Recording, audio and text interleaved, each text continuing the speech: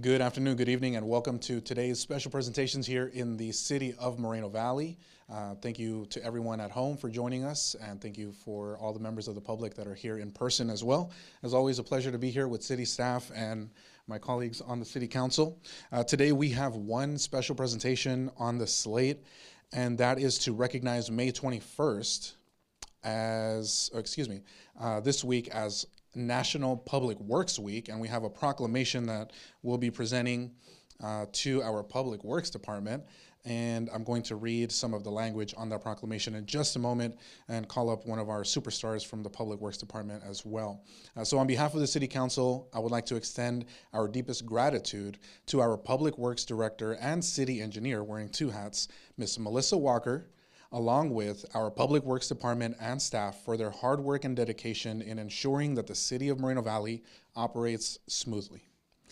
Melissa, would you please join me here at the microphone to recognize you and your team's efforts? And if we could give her a big round of applause. Thank you. Is this your first time up here doing one of these? No, it's okay. You're not new to this. You've done this before.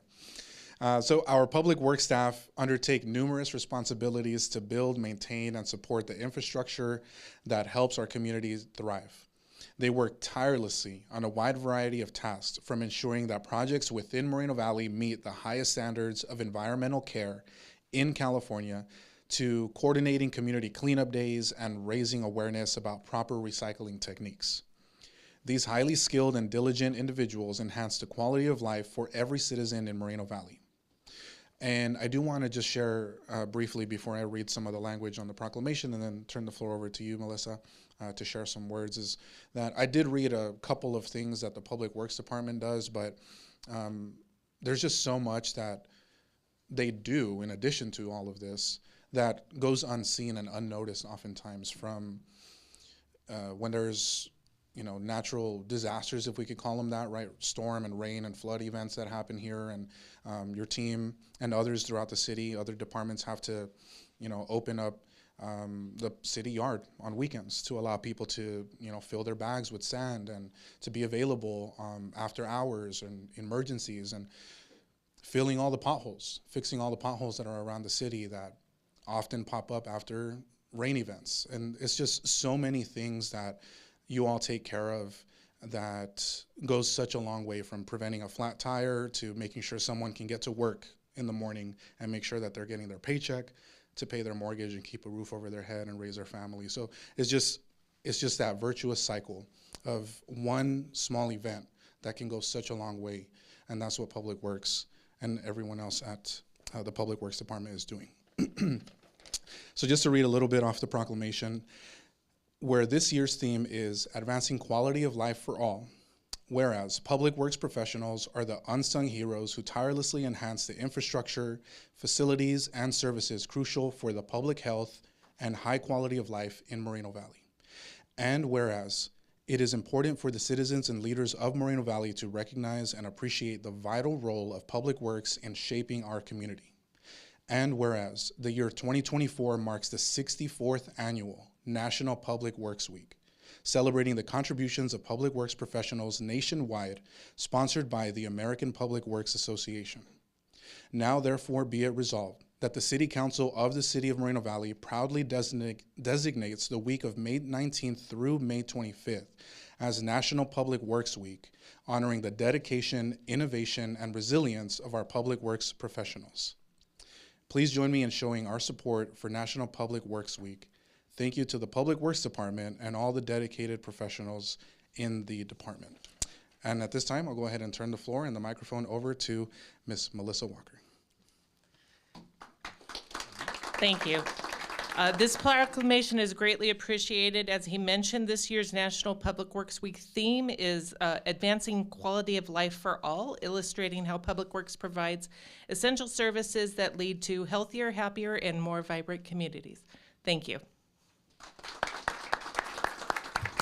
Thank you so much, Melissa. And at this time, I would like to invite my colleagues from the City Council to come down for a group picture, and we'll go ahead and hand the proclamation to Ms. Walker.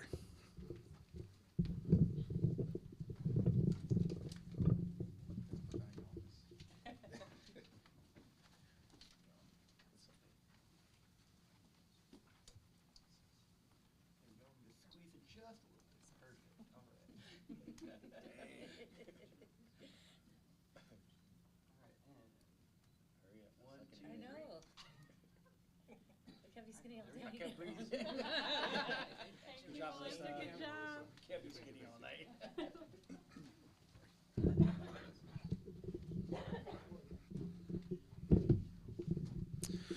All right. And that will conclude today's special presentations. We had that one special one for today.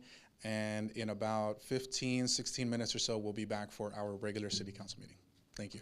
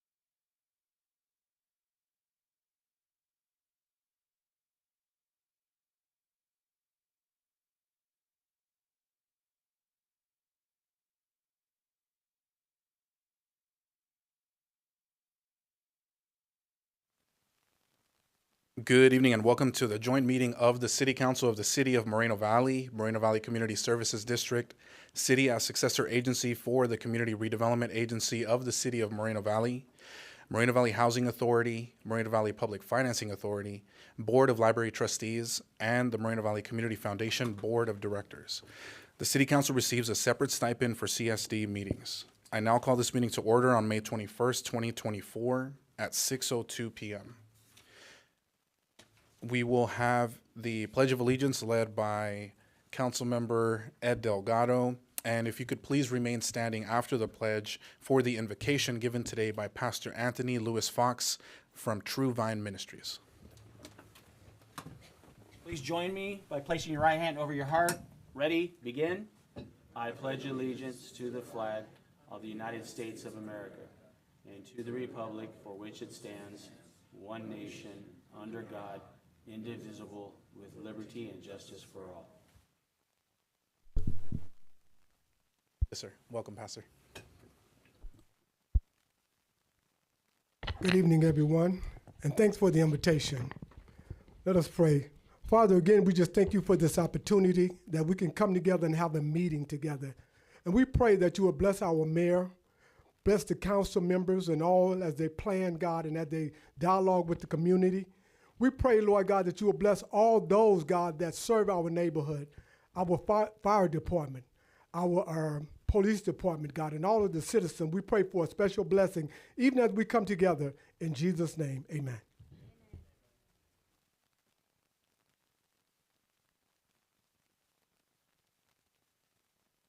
Thank you so much, Pastor. Appreciate you joining us this evening. That brings us next to the roll call for today. Madam Clerk, roll call, please. Thank you, Mayor. Councilmember Baca Santa Cruz. Here. Councilmember Delgado. Here. Mayor Pro Tem Bernard. Here. And Mayor Cabrera. Here. Thank you, Madam Clerk. And we'll pass through item E, seeing as we are all present. And we'll move to item F, which is staff introductions, please. Jane Halstead, City Clerk. Patty Rodriguez, Senior Deputy City Clerk. Steve Quintanilla, City Attorney. Mike Lee, City Manager. Brian Mohan, Assistant City Manager. Sean Kelleher, Assistant City Manager. Lonnie Jimenez, Chief Financial Officer, City Treasurer. Melissa Walker, Director of Public Works. Jeremy Bubnick, Director of Parks and Community Services. Robert Cardenas, Human Resources Director. Cruz Esparza, Director, Economic Development and Housing. Ken Reichel, Chief Police. And Jesse Park, Fire Chief. Thank you very much, staff. It's always a pleasure to be here in the chamber with you.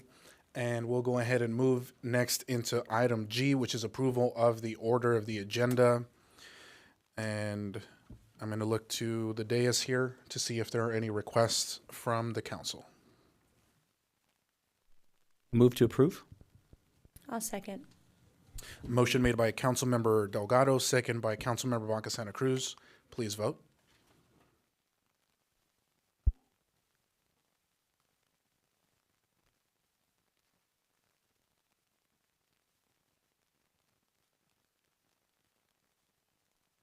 And if we could have a voice vote as well, please. Councilmember Baca Santa Cruz. Yes. Councilmember Delgado. Yes. Mayor Pro Tem Bernard. Yes. And Mayor Cabrera. Yes. And that motion carries. The agenda is approved. That brings us to item H, which is public comments on matters not on the agenda. And please be advised that the city is currently offering Spanish translation services. If anyone is interested, we do have our translators in the back. Please let us know if you are interested in this service. La ciudad actualmente ofrece servicios de traducción al español. Si alguien está interesado, por favor, nos avisan. Now we'd like to move on to public comments, and I want to remind everyone to direct their comments to the City Council. For comments on tonight's agenda, each speaker will have a total of 3 minutes to comment. And before we call on the speakers, I did want to just turn to our city attorney. I think he wanted to share a couple of remarks from the last city council meeting. Mr. City Attorney. Thank you, Mr. Mayor. I just want to point out for the record today that our city council meeting procedures are not prescribed by state law, with the exception of those procedures that are contained in the Brown Act. However, the state law authorizes the city council to establish rules of procedure for the conduct of its proceedings, and these rules may be enacted either by ordinance or by resolution. We enacted ours by resolution. So it's important to note, though, that these rules must always preserve constitutional rights, and they have to be reasonable and not arbitrary and capricious. The City Council has adopted rules of procedure, which are known as our rules of procedures for council meetings and related functions and activities. And these include provisions that require that all public comments be limited to the subject matter under consideration, and it provides that public comments on the agenda shall be taken as to each agenda item that's called up by the presiding officer or the mayor for consideration. Now, these rules also provide that the mayor, as the presiding officer, may terminate any comments of a speaker when the presiding officer reasonably determines that the speaker is engaging in extended discussion of irrelevancies, such as discussing any item that is not up yet for consideration by the council since the item appears later on the agenda. So in light of the foregoing, the mayor, as a presiding officer, in the interest of maintaining decorum and order, may rule a speaker out of order if the speaker does not follow the rules of procedure for city council meetings. And although a speaker may not be ruled out of order due to the substance of his or her comments, a speaker may be ruled out of order if the speaker fails to follow the proper procedures for conducting our meetings. Again, if a speaker speaks about anything that is irrelevant to the subject at hand, such as an agenda item that is not up yet for discussion, the mayor, as presiding officer, may rule the speaker out of order, which may be enforced by removal of the individual if the individual refuses to refrain from speaking out of order and the city council determines that such conduct causes actual disruption to the meeting that prevents the city council from proceeding with the meeting in an orderly manner. So I just want to throw that out there just for the record. Thank you, Mr. City Attorney. So with that, we'll go ahead and proceed with public comment on non-agenda items. Madam Clerk, do we have any requests to speak?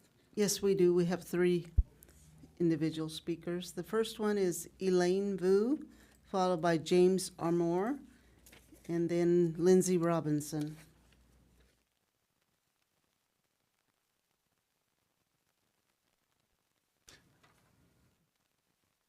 Good evening. Good evening. This is my first time here. So I am proposing an idea. It's called Fine City.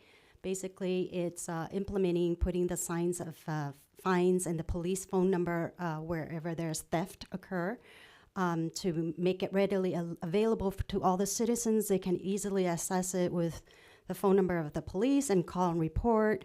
You know, I personally, our community had a mail theft issues multiple times. And I checked with the city deputy sheriff clerk, and I found out that there's a link that says the mail theft is up to $250,000 and up to 5 years in prison. I thought, ooh, why don't we put a sign there, you know, and of course, you know, make it the security on the mail as well. But I'm thinking for the safety of the whole city, having the implementing of the signs and the police officer, even a little kid can call and report that, and makes it like everybody's watching, and hopefully the thief would move somewhere else and do their business elsewhere.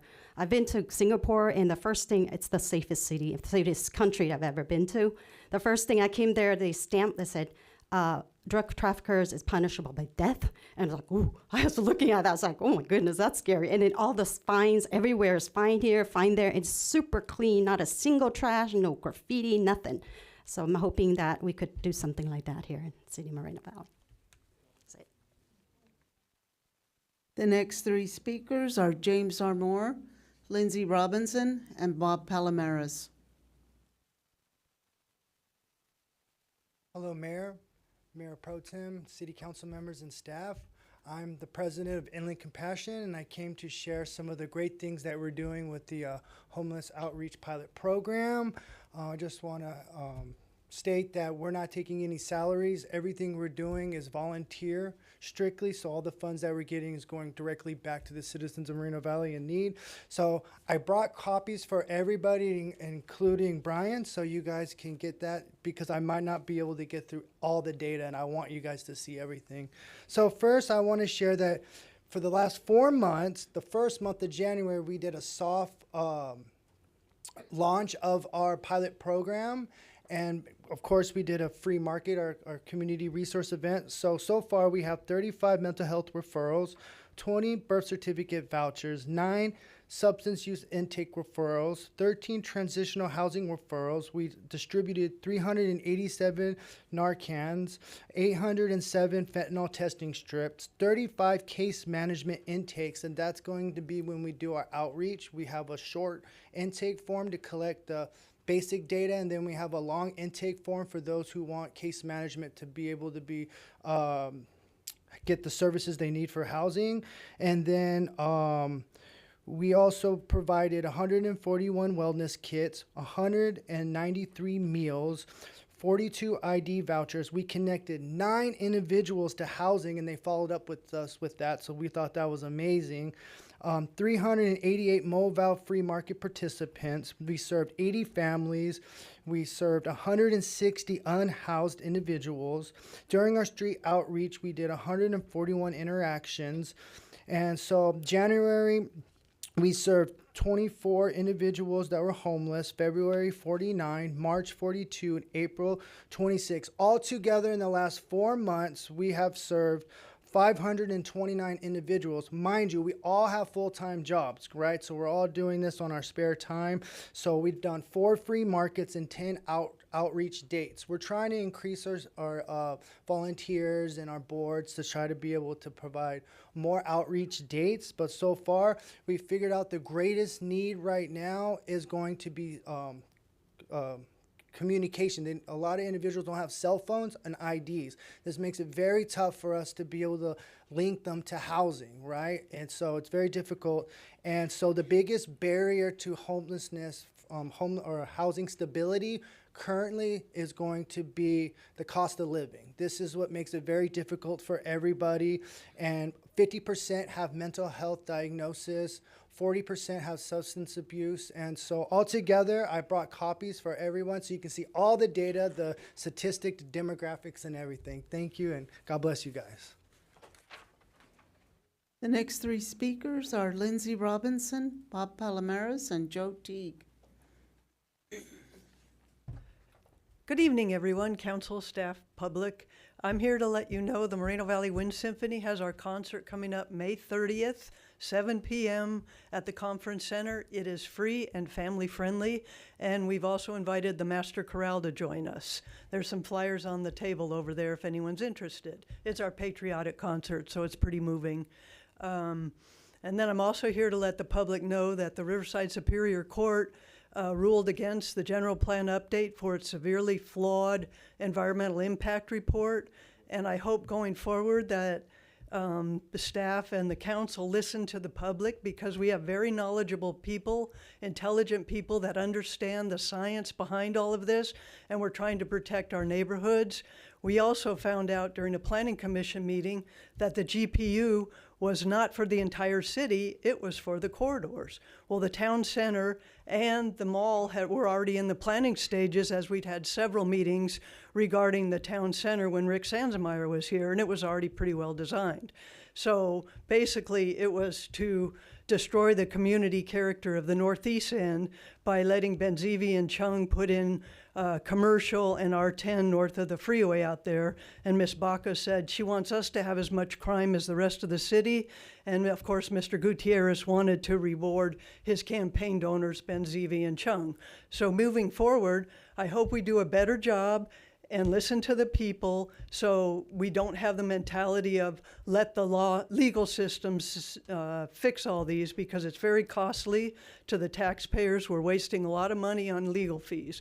And I want to thank Mr. Quintanilla for talking about the protocol regarding the audience.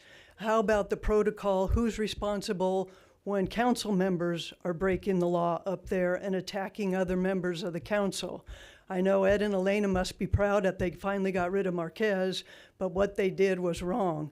And I would like an investigation into Ms. Baca, who is calling people to get them here to come and attack Mr. Marquez, including members of his family. So that kind of stuff needs to stop, and I hope you will follow the rules with the staff and the council from here on end, because we can make this a better city, and let's stop having all these lawsuits. Thank you. The next three speakers are Bob Palomares, Joe Teague, and Chris Baca. Good evening, Council. Chief, it's good to see you. I always like saluting our first responders. The city attorney, his opening statement sounded like he was trying to rewrite the Ten Commandments here. You know, wow. Anyway, little food for thought here. City of Fontana okays a $1,000 campaign sign deposit. We were talking a couple of weeks ago, or meetings ago, about, you know, the signs, and then some people were wondering, well, you know, how do they enforce it? Well, Fontana found out how to do it. They're making them deposit $1,000 in advance. So if the signs are too big or they're where they're not supposed to be, the city's gonna go out there and take care of it. And they got the money already to pay for it. And it's refundable, by the way. And it's not for, the $1,000 doesn't apply to everybody. There's low-income people that want to run for office, or they're exempt from that. You know, it seems to be pretty well thought out.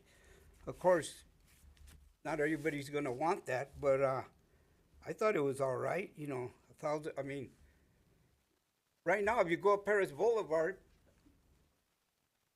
just north of Ironwood, you're going to see Corey Jackson's sign still up. I don't know if he's still running, but, you know, the city doesn't have time to be going and taking them down. You know, maybe we should apply something like that here.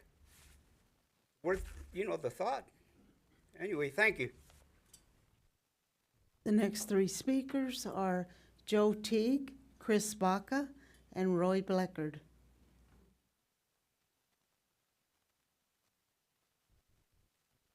Joe Teague. First off, I want to compliment all of you people up there. Saturday was a real good day with all the displays you had. And I got to talking to one guy who urged people to have a supply of stuff in case of earthquake, fire, or something like that. And I really enjoyed that. However, when I get home, I got a gate going around to my carport. That little lock that I bought was too cheap. They'd got in there. I had a lot of tuna, meats and whatnot, and it was all gone. And then I guess it was Friday, they busted one of my kitchen doors open in my house and took a lot of stuff. And I tried to get the police to arrest them, but I can't do that for some damn reason, I don't know what.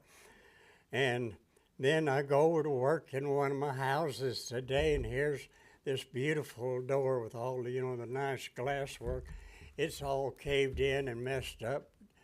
And I use plaster Paris, plaster and button board, so my jams, you can't get those over at Home Depot. You got to special order them because I have thicker walls.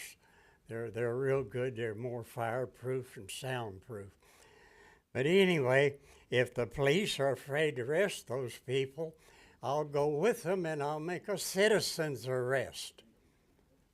I'm getting tired of feeding these damn bums, and they're hitting me up just 2 and 3 times a week with nothing being done about it. I need them arrested. I need them to be given citations. And I want to thank you people again for a good day Saturday.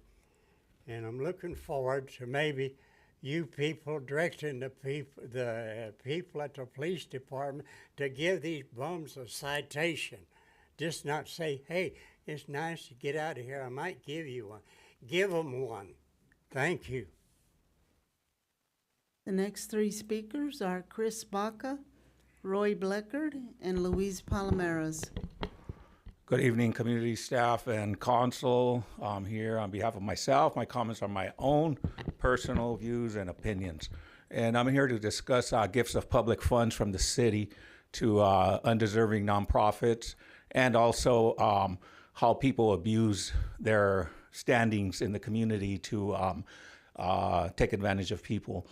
Particularly what I'm talking about is Building Up Life's Foundation, Julianne Stewart and Armando Cepeda.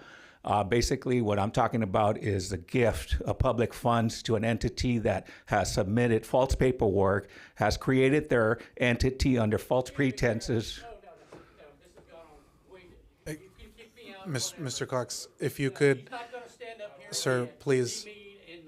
He has his 3 minutes to speak, Mr. Cox. If you could please just let him finish speaking, Mr. Cox. Let's take a 5-minute recess, folks. We'll be right back. Yeah, it is going to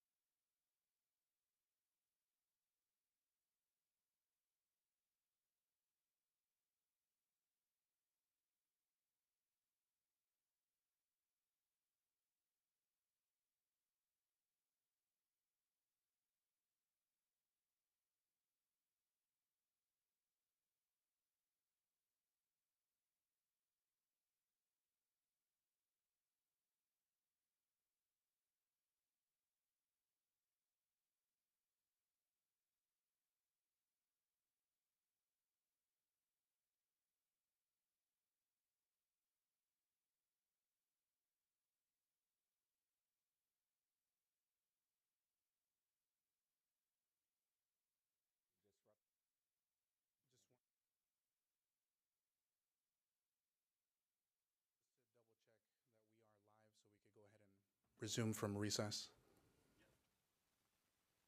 Okay. Welcome back to our city council meeting. At this time, we'll go ahead and resume the time for Mr. Baca to continue his public comment. I was interrupted way before that. But anyhow, to backtrack on anything, in case anybody is wondering what happened, is about a year ago, I was at a friend's business, and Julie and Armando Cepeda were at the window. They were closing, asking what happened. Well, the conversation got a little heated, but what Julie did is she got on 911 and started yelling at the top of her lungs, "I'm being assaulted, I'm being assaulted, I'm being dragged through the parking lot." Okay, so lo and behold, we had about, I'm not kidding you, within 2 minutes, we had a swarm of police cars, ambulances, and the fire department. They were all there within a given time. Then suddenly, the story changes. Then suddenly it's Armando Cepeda who, when I was walking to my car, he throws himself back on me. You know, that old police tactic, so they can say that he was assaulted. So he turns around, and then the story changes that I assaulted him. Okay, all of this is on record. Okay, the police, after I spoke to the police, they laughed and they said, yeah. And I showed them the video footage, and there was nothing there. Then suddenly she comes up. I guess he recorded it and showed it to her, and she comes up. "Oh no, this happened behind the pillar, so you can't see it." So it's all BS. And these are the type of people. You know, she's getting public funds, and she committed those crimes. Those are crimes. Making false police reports, calling the police department, using all of that stuff. That's one thing. The other thing is she's also known as restraining order Karen. Any person she wants to shut up, she'll get a restraining order on them. That should all also be public comment. She cannot weaponize her privilege, her white privilege, and her feminism against a Hispanic or black person. And that's what she's done. She's put restraining orders on so many people under false grounds because the people cannot defend themselves. They thought they were going to get away with that one with me. They tried getting a restraining order on me. Thank you. The next three speakers are Roy Bleckard, Luis Palomares, followed by Claudia Bofo. So how do you follow that? You tell a lot about people, society, how they deal with our most vulnerable, old and young. We've had Joe Teague, known him for many decades. Why that situation or something is still going on is beyond me. Something else that happened today at the assembly floor in the scoundrel of Sacramento, AB 2641. Our esteemed Assemblyman Belisali put out a bill to protect children, kids, from pedophiles and sex crimes from illegal aliens. None other than I think the biggest contributor to our mayor, Ulysses Cabrera, Corey Jackson, voted against protecting kids. So Sabrina Cervantes did not, another assembly member in this area. I don't know what to say about that, but we do have some elections. I think he's rerunning. I want to know from everyone on that dais. I want to know everyone from this well, who are you supporting? Are you going to continue to support Mr. Corey Jackson in this latest endeavor?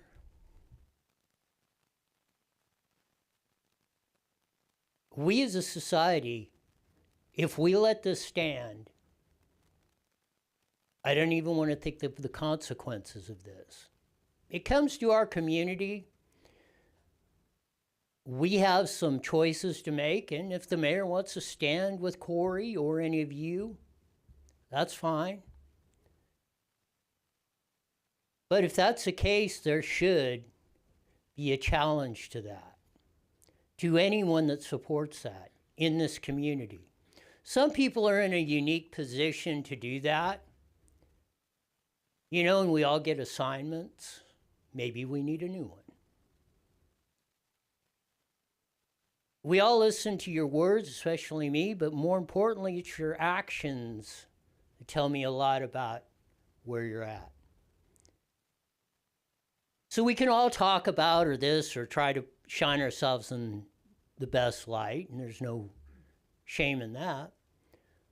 But this really boils down to your actions. When you see a wrong, or when you see something that needs to be fixed, and you're in a position to stand up and fix it, you need to do that. I hope we all remember the reason behind Memorial Day. It's the 1.5 million fought, bled, and died to give us the greatest country in the world. Do we want to flush it down the toilet? The next three speakers are Luis Palomares, Claudia Bofo, and Alex Schwartz. Wow. What country are we living in?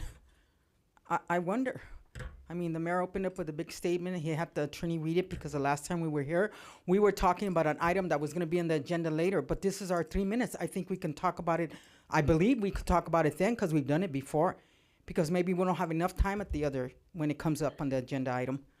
I mean, I'm wondering, are we running a dictatorship? I want to leave this alone, but you always give us all the ammo, Mayor Ulysses. Why? Why can't we stop this madness in this community, in this city? You already have a restraining order on a couple here, an outstanding couple in the community. I didn't want to go there, but golly, with a citizen's arrest. A citizen's arrest, the police didn't even want to go there, but you pushed it until, and everybody knows in this room, my God, when are you going to stop? And I believe there was a gentleman here a while back, and he says, he didn't know about this, because a lot of people don't know about all what you're doing behind the scenes with your restraining orders and your citizen's arrests, and to keep people out of the podium, to keep people out of the freedom of speech here. It's sad. The gentleman stood up and said, he asked you on the sideline later, why are you doing this?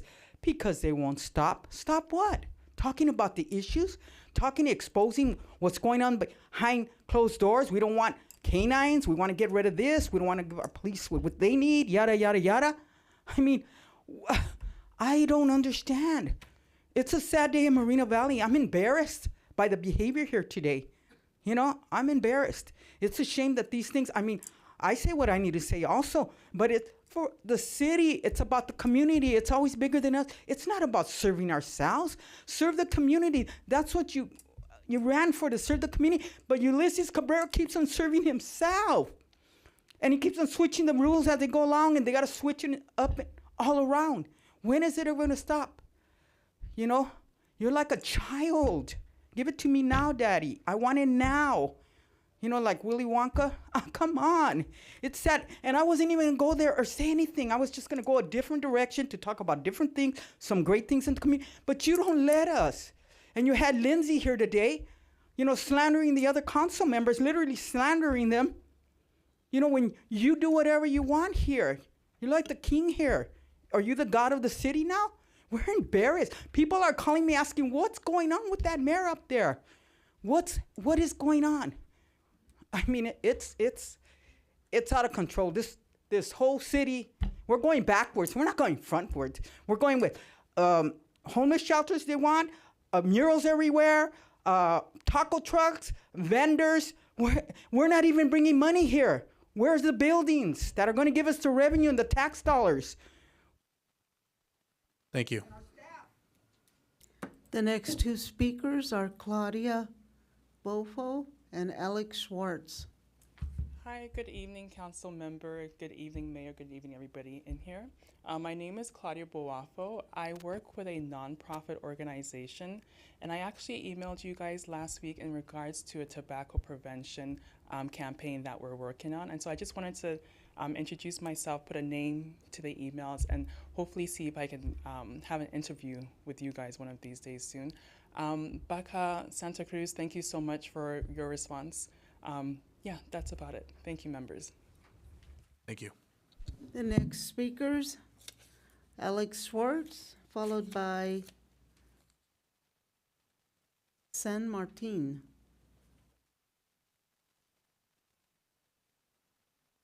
Hello, good evening. My name is Alex Schwartz. I represent Fathers Alliance. I'm also here with Building Up Lives Foundation. And so today what I wanted to actually speak on was a growing epidemic an epidemic that has actually increased over several of years, and it's severely affecting our city, but not just the city, our county. Anyways, so last year homelessness rose about 12%, right? The year before that, it rose again. If we continue to follow the trend, we're gonna be continuing with a epidemic of homelessness, right? Homelessness doesn't have a gender, it doesn't have a face, and it doesn't have a choice of who it affects.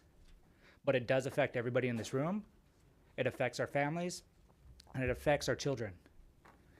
As Father Alliance, that oftentimes we see a lot of fathers who are homeless. That directly affects our youth, right? Even then, we know that there's a lot of homeless children that are living without the resources that they need. That last year that homelessness increased.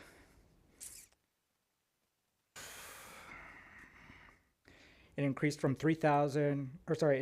to 3,725 individuals. That was 409 individuals. Even one is too many, right? And so I'm asking that we look into this, that we do something about this.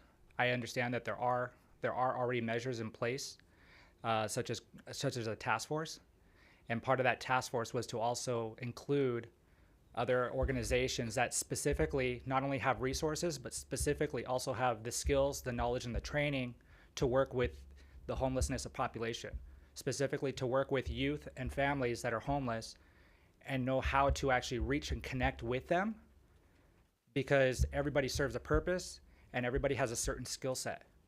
But if we expect one tool to do it all, we're going to fail every time. And so I'm asking that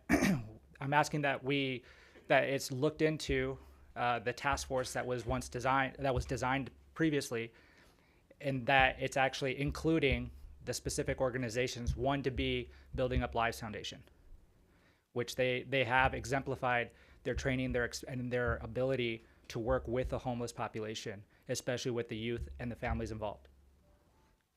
That's all I have. Thank you. Thank you. The final speaker is Sam Martin.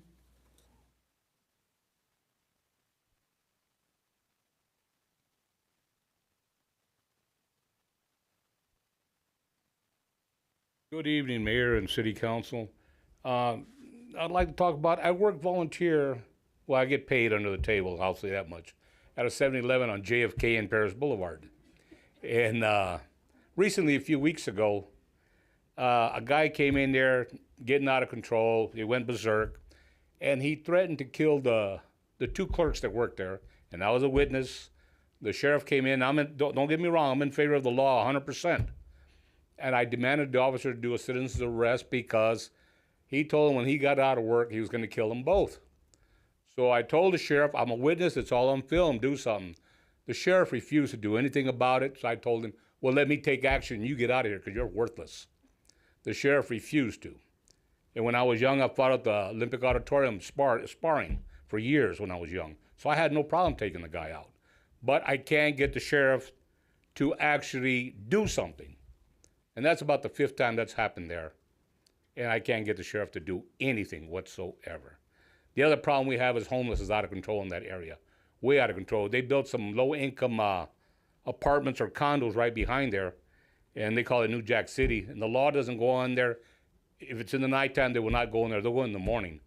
Because it's just way out of control, Mayor. Way out of control. Something needs to be done with the homeless and the drug dealing going on in that area.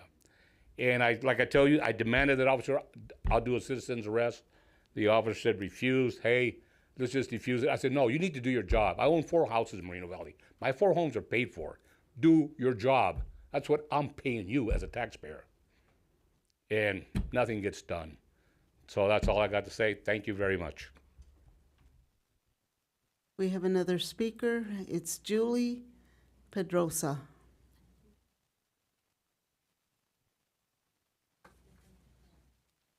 Good evening, Julianne with Building Up Lives Foundation. I don't know if you saw your villa that's out. So they did an article about homeless, effective ways to lend a hand to the homeless. This is for anyone that wants to help the homeless and also those that want the homeless not in our city. So these are just some bits of information that we've learned helping the homeless. Number one that I'd like to say, and it helps our city as well, is please don't give tents out. Tents seem like it's a bad thing to do by saying don't give them out, but in reality, tents harm them. So when you give them a tent, they get beaten and they get mugged for those tents. It's not a good thing. So this is the streets, people. This is not a campground. So we don't want Camp City here as well. So that's a lot of people that in our society has been complaining about Camp City. That helps prevent that as well. So throughout the summer, if you would help us and not do that. The big thing is mentally, emotionally, when you give a homeless person a tent, it's really hard for nonprofits to service them and get them out of that tent and into a building. It's very difficult. And so if you don't have that, if the community is not handing out tents, it does a couple things. It helps our community as a whole. It helps prevent the homeless encampments. And at the same time, when they need and they want to be off the streets, they'll come to us as well as get services. But if we make them comfortable, it risks them.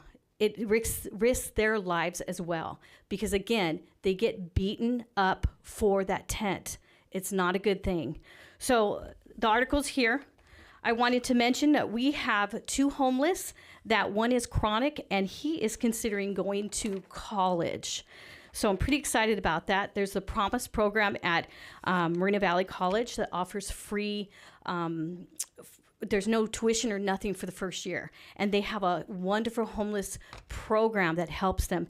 He's chronic homeless, but he's housed currently. He'll probably be coming here and speaking soon. But I want the community to know that there's other things that need to be tapped into, why they're homeless. Instead of keeping them going a revolving door when they do get into a hotel, it's only for a few days. They get into a place, it's only for a few months. Why can't we work on the things that keep them down? So that's what we're working on, a couple of those things. Pretty proud of Riverside Community, RCC, which is Moreno Valley College as well. Pretty proud of the things that they offer for the homeless community and hoping to increase that. Thank you. Mayor, that concludes public comments on items not on the agenda.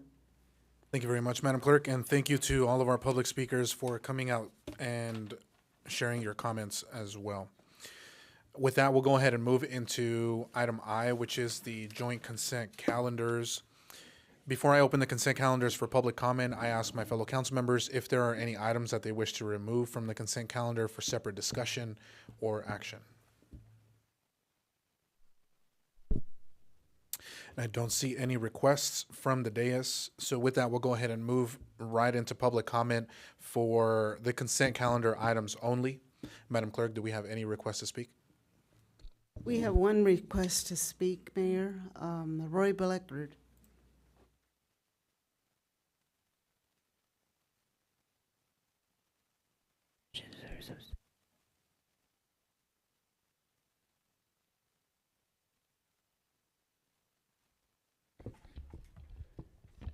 As a side note, one of the speakers mentioned the Olympic Auditorium. Longtime old skater Larry Lewis is actually bringing back Extreme Roller Derby, so I get to relive my childhood way back in the day of Dick Lane and watching it live of that. But I don't know specifically it's at the Olympic, but hey, some traditions never die.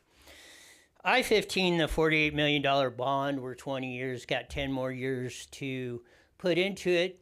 Find it very distressing this council is not asking why, or at least as I read it, maybe I'm wrong.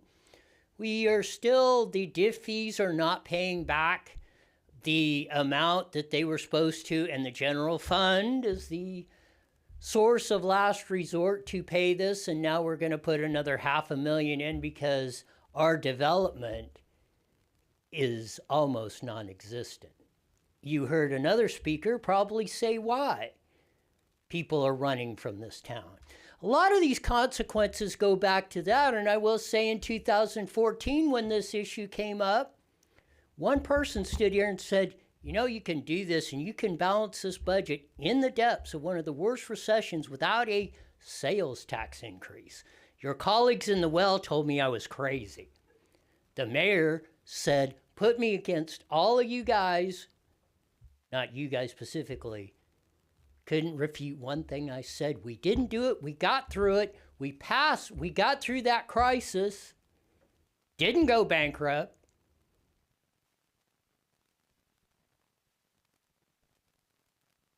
We need to be honest about what's going on. It's not all candy canes, puppy dogs, and kitty cats. We got some serious issues going on here.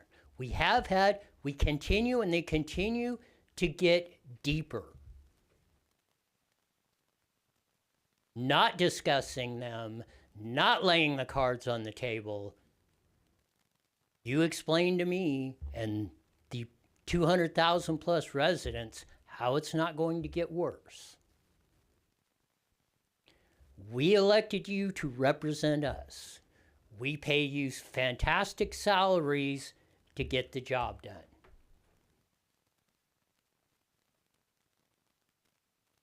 We need to figure out why we're talking about this in the first place and why it's continuing going on. Because we will not fix anything. We will continue to have the contention you see and the economic conditions that you've heard coming on till we start putting plans in place to fix these kinds of issues.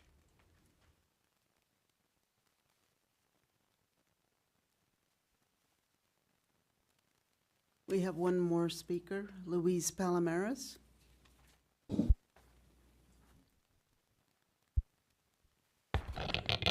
Luis Palomares, community activist. Bonds, taxes, that's what they are, bonds and taxes. How much more?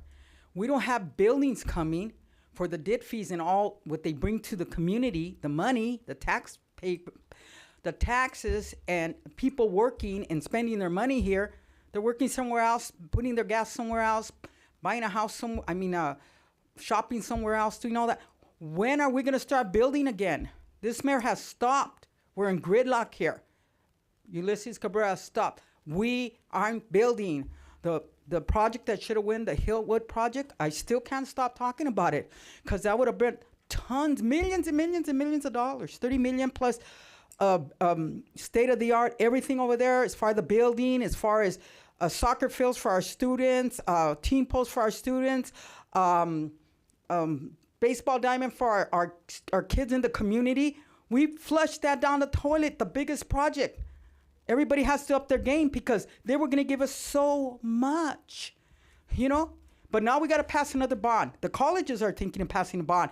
The school boards thinking of extending the bond they took. They gave us 7 years ago. They want to extend it to who knows how long. We'll all be dead. $240 million. They're bonding us to death. It's all taxing. Say no. Use it from the general fund. But hey, we're running out of money here. I know we were in a surplus when Dr. Exon Gutierrez supervisor. Now we had a surplus here, but now we're running out of money. It looks like we're not bringing buildings. Where are the buildings? Where are the jobs? Where? You know, how many more bonds? The college, the school wants to push their bond. Right here, we're paying for a bond, and here we are again. You know, and on the consent calendar, what's going on here? Is anybody reading? It shocks me, especially our mayor, Ulysses Cabrera. You should bring the best. We want to be a city on the hill, but we're going backwards. We're declining. People are moving out. At least 4 different people already moved out. They're getting out of here. They can't afford the taxes. We're being taxed to death here in Moreno Valley. In Moreno Valley, I know a friend of mine, her mortgage is $1,000, about $1,000, but $700 in just taxes because she bought after a certain year on the East End. It's crazy. Look at your tax bills, people. Look at what's going on.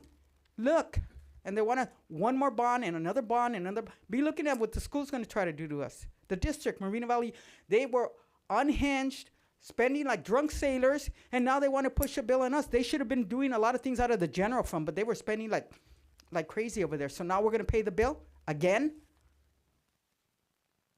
We have one final speaker, Mayor, Bob Palomares.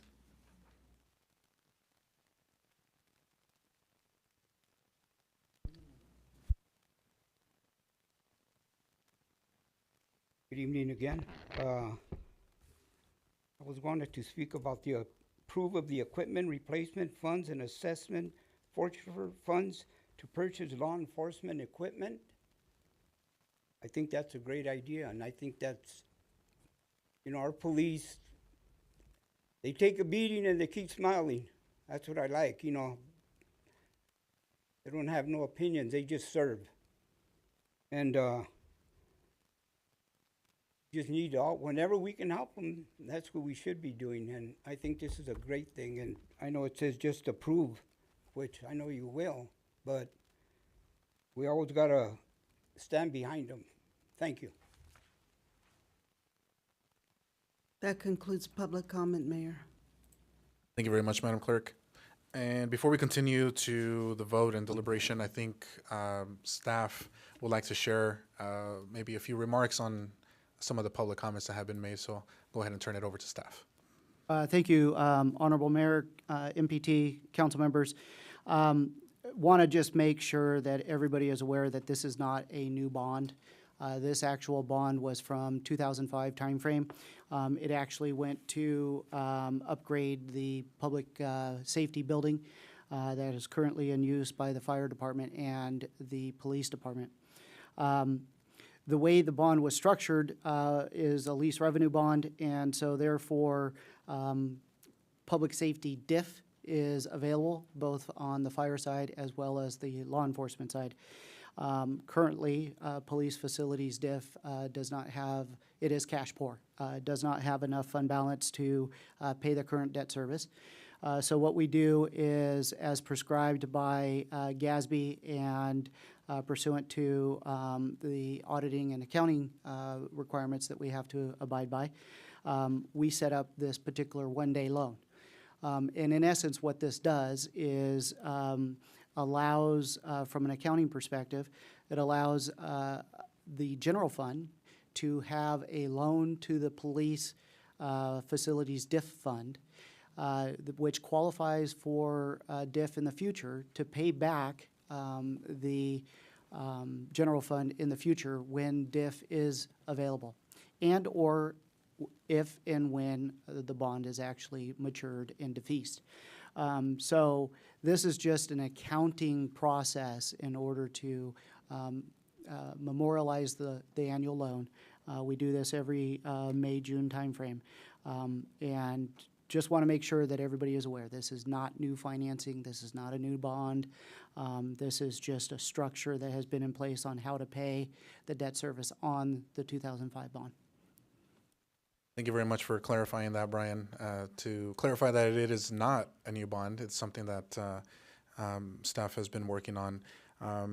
And just a friendly reminder to anyone out there, because sometimes, there are some public comments that are made that maybe someone doesn't fully understand what an item is, or maybe it's outright twisting the facts.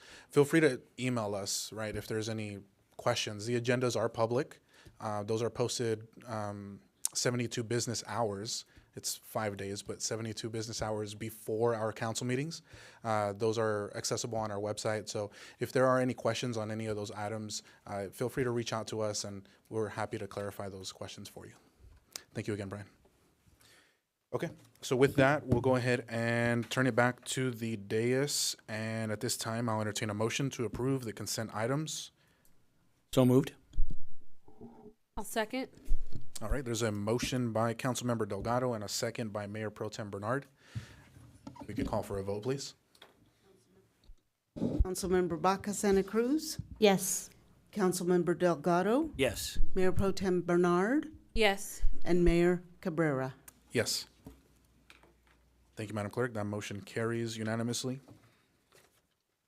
That moves us to the next portion of our agenda, which is item J for public hearings. We have a few on the agenda today. First one is J1, which is public hearing to continue Moreno Valley Community Services District annual parcel taxes and charges for fiscal year 2024-25 for various zones. And we'll start first and foremost with a staff report. Oh, I do. Oh, yes. I'm sorry. I should look at my screen. Mayor Pro Tem Bernard. Thank you, Mayor. I have been advised by the City Attorney's Office that since my residence is subject to the Zone D assessments, and since less than 15% of the residential properties within my council district are subject to the Zone D assessments, I have a potential conflict that requires me to recuse myself from participating in any discussion of Zone D and from voting on any matters related to Zone D. As such, I respectfully request that the City Council consider Zone D last in today's presentation, at which time I will leave the dais until the vote is taken on Zone D. Thank you very much, Mayor Pro Tem. And just for procedural clarification, would you like for us, or looking to staff, for us to make a motion to move item J1 until the end of the meeting, to the end of the agenda, or? No, actually, J1 could be heard. The only zone in which the Mayor Pro Tem is conflicted is in Zone D, which is recommendation number 4. Understood. Okay. So I will defer to the city attorney as to the public hearing and the proper motion as to how he would like to see those motions come through. Obviously, recommendation number 4 would have to be a separate motion. Yeah, my recommendation is you just consider item number 4 with respect to Zone D as, you could move it toward the end as, let's say, item number, right after Zone S, which is 7. So you can take action on 1 through 7, with the exception of 4, and number 4 should come after number 7. Understood. Make sense? Thank you very much. Okay, so we'll go ahead and continue with that clarification. Thank you so much, staff. Thank you, Mayor Pro Tem, for clarifying as well. And so we'll go ahead and move into the staff report with the exception of item 4 on this item. Honorable Mayor, Mayor Pro Tem, and council members, this is a routine annual process. The City Council must adopt the resolutions to authorize the levy of parcel taxes and parcel charges on the property tax roll. The CSD Board must conduct a public hearing to receive public input on the proposed levy. The parcel charges cannot be levied on the property tax roll, nor can an adjustment be made to the maximum parcel charge rate unless the qualified electors previously approved and the CSD Board annually authorizes such actions. Approval of the resolutions sets the maximum and applied parcel charge rates for each zone. The resolutions also authorize the county to levy the parcel charges on the fiscal year 24-25 property tax roll. The proposed parcel charges are a continuation of the parcel charges currently levied on the property tax bills. There are no increases proposed to the maximum parcel charge rates other than the annual inflationary adjustment provided by the qualified electors, which were previously approved. The consumer price index increase proposed for most districts is 3.47% based on the LA CPI. The newest Parks Maintenance District and the Public Safety District use the Riverside CPI, which is 4.65% for 2023. Revenue received from the parcel charges funds the cost of parks and community services programs, Zone A, the operation of the arterial street lighting programs, Zone C, and the ongoing maintenance of certain public landscape areas, which includes Zones D, E, M, and S. The frequency of landscape maintenance is based on the available funding. The applied parcel charge rate is the amount that is used to calculate the parcel charge actually levied on the property tax roll. This amount is necessary to fund the services of the zones, including administration and reserves. This concludes my report. I'm available for any questions you may have. Thank you very much, Lana. Appreciate the report there. And Next, we'll go ahead and bring it back to the dais for any council questions of staff on this item, with the exception of item 4. All right, Councilmember Delgado. Just a real quick clarification, the percentage is 4.65 and not the 3 point, Just for those, the ones you said, yes. right. 3.47 is what we're using for most districts, but those two districts, the Parks Maintenance and this Public Safety District, they use a different CPI, which is Riverside. Thank you. You're welcome. Thank you, Councilmember. Are there any further questions for staff? Okay, I don't see any other hands raised, and at this time, we'll go ahead and open the public hearing. And now invite any public speakers, if desired, to speak on this item. Madam Clerk, do we have any requests to speak? We have no request to speak on this item, Mayor. Thank you, Madam Clerk. So with that, we'll go ahead and close the public hearing. And that brings us to council deliberation. Questions or comments from the dais for this item, with the exception of number 4. And I don't see any hands raised, so with that, I'll go ahead and entertain a motion to approve staff's recommendations for numbers 1 through 8, with the exception of 1 through 7, with the exception of number 4. Actually, Mayor, can we include 8, because it provides the chief financial officer to make minor changes based on potential need in order to submit to the council, or to the Riverside County Property Tax Collector? Absolutely, thank you. So at this time, I'll entertain a motion to approve staff's recommendations for numbers 1 through 8, with the exception of number 4. So moved. I'll second. Okay, motion made by Councilmember Baca Santa Cruz and a second by Councilmember Delgado. If we could please call for a vote. Councilmember Baca Santa Cruz? Yes. Councilmember Delgado? Yes. Mayor Pro Tem Bernard? Yes. And Mayor Cabrera? Yes.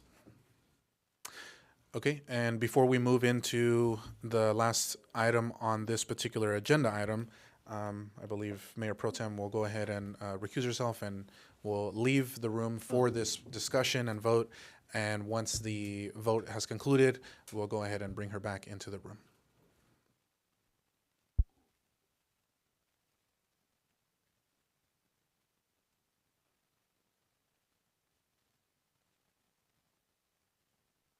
Okay, thank you. So we'll go ahead and conclude the item and just run through this again. I'll turn back to staff if you'd like to give another staff report, or can we just go straight into the vote and discussion on this? Okay. And just to see if we have any public comments on number 4. We don't, do we? No public comment. Thank you, Madam Clerk. Any questions or comments from the dais? Okay, I'll entertain a motion to approve staff's recommendations for, will this be just number 4? Okay, for just number 4. So moved. Second. Okay, motion made by Councilmember Delgado, second by Councilmember Baca Santa Cruz. And please call for a vote. Councilmember Baca Santa Cruz? Yes. Councilmember Delgado? Yes. And Mayor Cabrera? Yes. And let the record reflect that Councilmember Bernard has recused herself, left the dais. Thank you very much, Madam Clerk. So with that, we'll go ahead and get Mayor Pro Tem back into the room. Oh, actually, just one second, Paul. Can we go ahead and remove the vote off the screen and just reflect Mayor Pro Tem as a recusal? Just on the screen, it has her button, it's flashing, and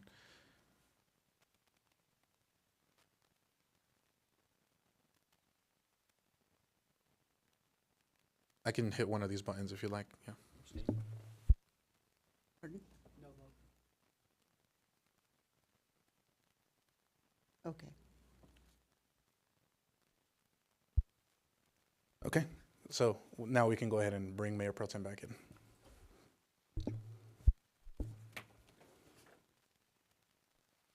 That usually doesn't happen, folks, for everybody that's here, but sometimes these things do happen and we have to change things up a little bit. So thank you for hanging in there with us.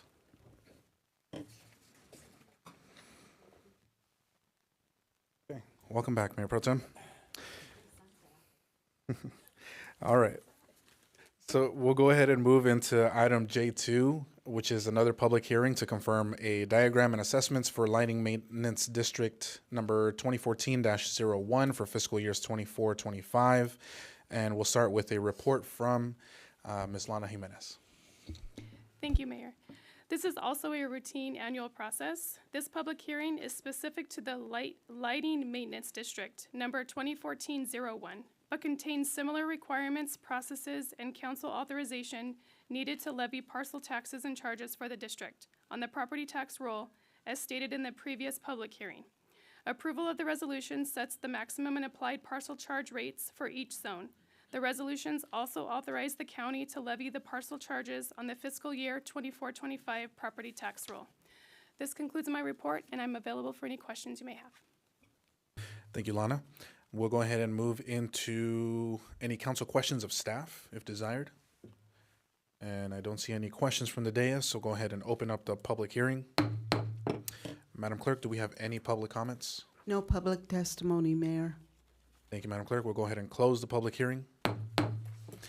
And one more time, bring it back to the dais if there is any desire for comments, any deliberation. If not, I'll go ahead and entertain a motion to approve staff's recommendations. So moved. And I'll second. All right, motion by Councilmember Baca Santa Cruz, second by Councilmember Delgado. Please call for a vote. Councilmember Baca Santa Cruz, Yes. Councilmember Delgado, Yes. Mayor Pro Tem Bernard, Yes. and Mayor Cabrera. Yes, and that motion carries. That's usually how these items go, most of the time. Item J3, public hearing to confirm diagrams and assessments for landscape maintenance district number 2014-02 for fiscal year 24-25, and another report from Ms. Lana Jimenez. Thank you. This is also a routine annual process.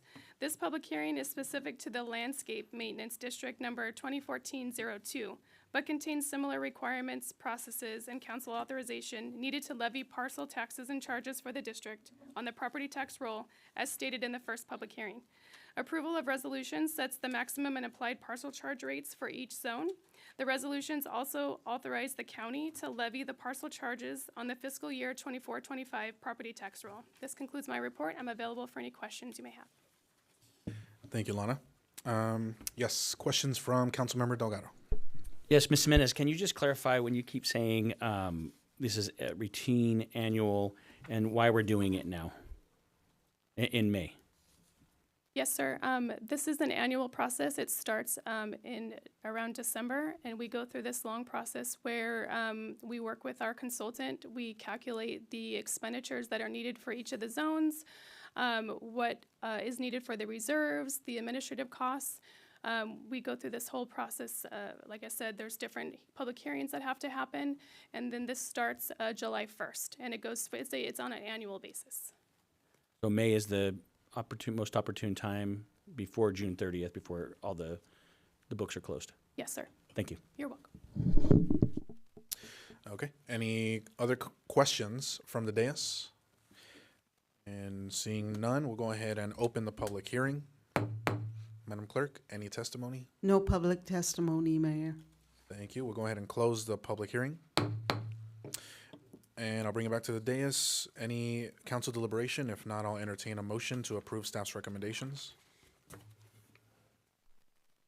I make a motion to approve staff's recommendations. Second. All right, motion by Mayor Pro Tem Bernard, second by Councilmember Delgado. Please call for the vote. Councilmember Baca Santa Cruz, Yes. Councilmember Delgado, Yes. Mayor Pro Tem Bernard, Yes. and Mayor Cabrera. Yes, and that motion carries as well. And that brings us now to item J4. It's a public hearing for delinquent solid waste accounts and abatements of public nuisance. And we'll bring it back to Ms. Lana Jimenez. Thank you. This also is a routine annual process.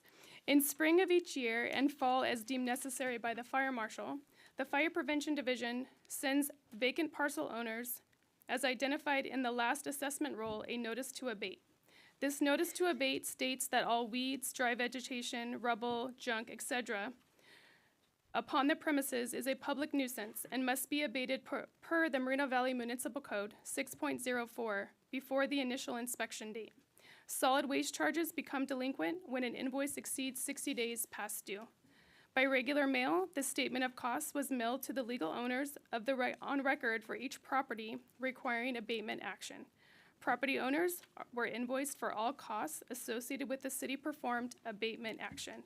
Staff recommends that the City Council authorize the placement of the unpaid abatement costs as a special assessment tax lien against the properties. Costs for contract abatement work approved by the City Council resolution will result in a special assessed levy on the fiscal year 24-25 tax bill if not paid directly to the city by June 28, 2024. Property owners have two options to resolve delinquent solid waste charges. The franchisee waste hauler mails a notice to the property owner of delinquent solid waste charges whenever solid waste charges become delinquent. This quarterly notice to affected property owners explains the intent to place delinquent solid waste charges on the property roll. Number one, the property owners can resolve unpaid solid waste charges with the franchisee waste hauler before the deadline of June 28, 2024, or number two, they can resolve unpaid solid waste charges with the County of Riverside once the delinquent solid waste charges are assessed on the fiscal year 24-25 property tax bill. On or before August 9th of each year, this is a tentative date which is scheduled by the county, following the final determination of the delinquent solid waste charges, the city clerk shall file with the County of Riverside Auditor Controller for a certified copy of this resolution, together with a certified copy of the report. This concludes my report. I'm available for any questions you may have. Thank you very much. Any questions from the dais? Seeing none, we'll open the public hearing. Madam Clerk, any testimony? We have one gentleman, Sergio Gutierrez.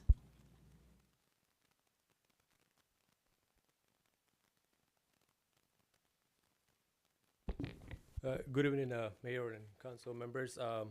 I currently work with the Department of Building and Safety with the City of Los Angeles as a building official. So I know how important it is to have a code compliance with not just building requirements, but also fire abatement for fire prevention and so on for the city. I've been owning this land since 2021, and I've never had a notice in the mail saying that some of the fees are due. Every year I hire someone to do the abatement for me twice a year. And then it's about $800 each time that they go and do the work for me. Apparently last year in 2023, October 9, 2023, the abatement was not done by city code. The compliance, I guess the requirements were not met due to the abatement. So I guess what I'm requesting is to either let us know before you guys are gonna do any inspections. It seems like the fees here are a little bit too high. They're like almost $1,200 on top of the tax for the vacant land, which is twice a year, which is $2,000 every time. In order for, personally, for my issue, in order to mitigate and alleviate this issue, I will formally submit a building permit for a new construction of a single family on that land. I guess my request is just to either, waive these fees in my case or to reduce them to a minimum. That's all I gotta say. Thank you, and we'll see if we can get your contact information with staff to follow up with you. Very good. Thank you. Appreciate it. That concludes public testimony, Mayor. Thank you, Madam Clerk. So we'll go ahead and close the public hearing for this item. And I'll bring it back to the dais. Is there any council deliberation desired? I see Councilmember Delgado. Yes, I just want to let everybody know that this process works. It has been working up in District 2. And actually, I've seen it work throughout the city as well, because we'll call in a CRM and get the city to start working on it. But we mentioned this back in February of this year that the rains came. The rains supplied all the weeds with a lot of moisture and water to have them grow. Now we're seeing the weeds at a rate that we've never seen before. So if you do have weeds around your area, your property, your homes, please remove it and you won't have to deal with this. But this process works, and I've seen it firsthand. Thank you. Thank you. Are there any other comments from the council? Okay, seeing none, I'll go ahead and entertain a motion to approve staff's recommendations. I'll motion to approve. I'll second. Okay, motion by Councilmember Delgado, second by Mayor Pro Tem Bernard. Please call for the vote. Councilmember Baca Santa Cruz, Yes. Councilmember Delgado, Yes. Mayor Pro Tem Bernard, Yes. and Mayor Cabrera. Yes. Thank you. That motion carries unanimously as well. That brings us next to item J5, which is a public hearing to approve the annual action plan for fiscal year 24-25 for HUD grants, and we'll turn to the city manager's office for a report.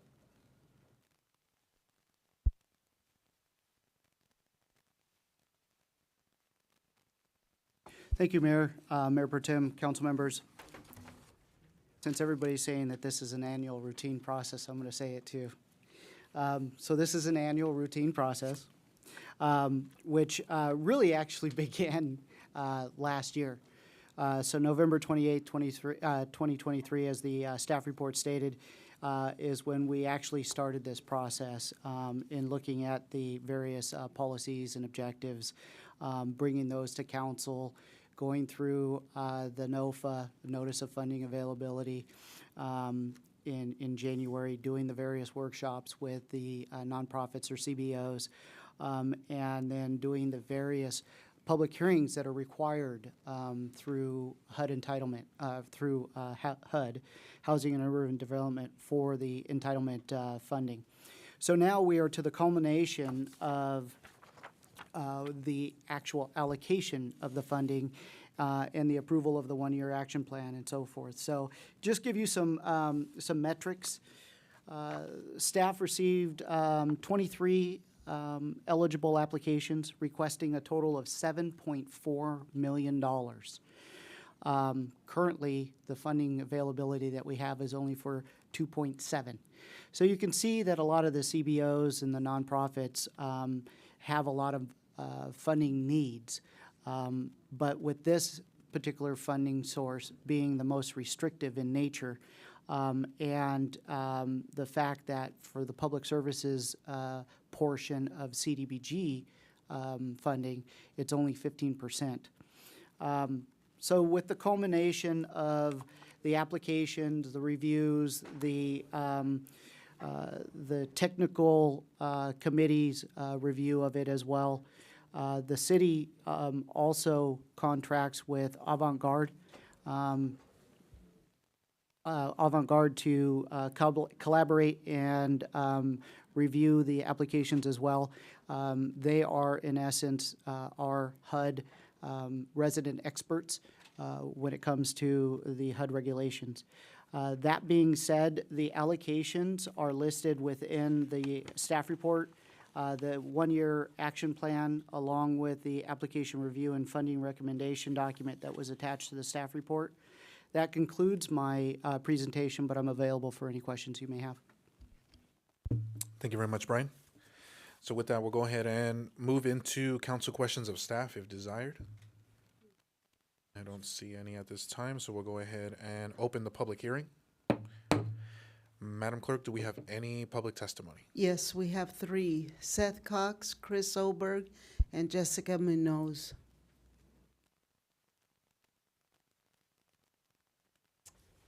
Good evening, council members, staff. I spoke on this same subject 2 weeks ago before it got allocated. I still have the same issues with one organization on here. Happens to be, I give it by name since it's public knowledge, Kingdom Causes, doing business as CityNet. They asked for $913,000 their first time out of the gate from the city. I was sure they wouldn't go to get it, which I knew they wouldn't. But they were given, or recommended to be given, hasn't been approved yet, $67,000, which is less than 7% of what they thought they needed to run their program. I'm questioning what we, as the citizens, or the needy people within Moreno Valley, will get for that 7%. Will we just get their admin fees that they have to take off the top to do it? They'll come out and do a couple little assessments, and write up the same report that we've even heard tonight from the Inland Compassion person. We have a homeless problem. Our pit count was 77. It's woefully wrong. We all know that, okay? And nothing gets done. And we have allocated federal funds, the state funds that were given to the city, for the city, just to get a report on something we already know, okay? I have a recommendation that we don't give them any funds this year, okay, till we get a few more things in order, and we reallocate that money. I have my allocation numbers. I would like to move 15,000 of it over into our Friends of Moreno Valley Senior Citizen for the MOVAN. They asked for 65,000, or they asked for 80,000. We only gave them 65,000, which was less than we did last year. We know the expenses are going up on gas, maintenance, and all of the Moreno Valley van. That one program supports Moreno Valley 99.9% and the seniors in this city that use it for transportation. I would like them to get their full amount. I then take $15,000 and give it to the Assistant League of Riverside for Operation School Bell. Same thing. Maybe they're not in the city of Moreno Valley, but our children can use the $15,000 more than a $29 million organization can, okay? And then one I thought I would never say is to give the police money, okay? We give them millions of dollars. But we've already taken 30,000, so there's $37,438.21 left to dole out. Police Department asked for $46,300 for POP, CSU, and Target Community Betterment. We didn't give them anything. I say give them the $37,000 and let them do what they've been doing. Thank you, sir. Thank you. Thank you. The next speaker is Chris Oberg, followed by Jessica Munoz. Hi, good evening, Honorable Mayor, City Council, City staff. It's our pleasure from Path of Life Ministries to meet you tonight, to be part of, what did you call it, your regular process for this HUD grant bid. Our community-based organization, if you're not familiar with us, we began our work, the heartbeat really, of a couple of citizens who wanted to provide services for those experiencing homelessness and who also had disordered drug use. What started with a couple of group homes today, 25 years later, has grown into an umbrella of services and care to serve those in Riverside County 26 years later. I'm accompanied tonight by my colleagues. We are the executive team here at Path of Life. Each and every day, it's our priority to serve people. So we thank you tonight, City of Moreno Valley. Should this funding be approved, we thank you for the opportunity to focus on the needs you have here. We applied for both CDBG and ESG funding, and I think it's important to explain that we did that with a strategic goal in mind, a connection of services. And I believe you recognize that, a continuum of care or a supply chain, if you will, so that from the point we meet someone unsheltered outdoors, bring them into the emergency shelter, connect them to case management and services, and move through a continuum to crisis and stabilization as they set their goals and improve for themselves and recover, a little bit of the chaos and move towards stability. We operate with a housing first priority, which means we attend to the housing and the emergency shelter, and then we work on the other things. You know that the experience of homelessness is complex, that there's not a one-size-fits-all solution. We remind ourselves of this daily at Path of Life Ministries. We are short on all kinds of inventory, and this is why we need to leverage everything we have in our tool house to work on this. We piece things together one piece at a time and do what we can do. By piecing together all of these contracts, what we hope to do is bring all of our partnerships to your citizens here in Moreno Valley. Because we own and operate a network of shelters, our largest shelter, which would be involved in this contract work, is just 7 miles from where we are here today. And our street outreach teams are already present in Moreno Valley under one small contract with the County of Riverside. Because of our private donors who continue to sponsor this work, we're able to leverage all of this together and bring our services to your city. If you recommend this funding tonight, a favorable vote, we would be eager to roll up our sleeves and see what is possible as we walk people home. Thank you. Thank you. The next two speakers are Jessica Munoz, followed by Bob Palomares. Good evening, Mayor and Council members. My name is Jessica Munoz, and I'm the President and CEO at Voices for Children.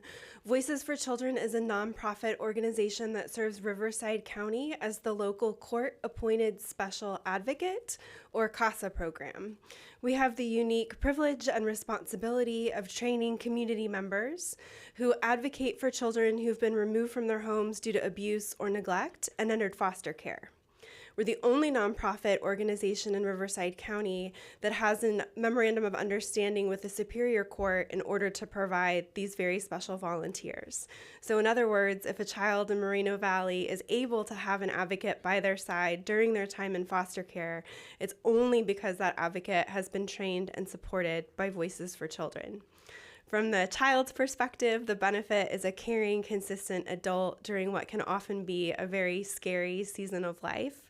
From the court and systems perspective, the benefit is having an adult who gets to know the child as an individual, who develops insights and observations about any unmet needs that they might have, and then can update the court through written reports as well as provide real-time updates to social workers so that those needs can be met. Recently, we had a little boy who at a team meeting with his social worker and other providers was asked some questions about the services he was receiving. And they got to asking him about his CASA, and he became very confused. And he said, "Bob's not a service, he's my friend." And of course, Bob is providing a service, but from that little boy's perspective, Bob is a person, an adult, on whom he can rely on a consistent basis. In the last 9 years that we've been serving Riverside County, we've grown year over year, including our service to Moreno Valley specifically, as well as to the county as a whole. And one of the reasons we've been able to do that is through the CDBG funding that we've received from the city. There's a misconception that because we work so closely with the court must pay for what we do, and that is not how our revenue works. We receive all of our funds through competitive grants as well as private philanthropy. So I simply can't thank the city enough for recognizing the needs of some of your most vulnerable residents and for choosing and trusting Voices for Children to partner with you to meet those needs. We hope that this city will follow the recommendations of staff, and we look forward to partnering with the city again next fiscal year. Thank you so much for your support. And the final speaker is Bob Palomares. Good evening again. I agree with Seth Cox about the funds that were remaining to give to the Sheriff's Department. We got a lot of good nonprofits here that really do the work. Just listening to this lady, you could tell that she's sincere, and there's a lot of them like that here. And I'm not here to point the finger at anybody or point the dirty end of the stick. Unless you have something to prove it, I don't do that. But a lot of times, I don't know if any of you are familiar with Shangri-La.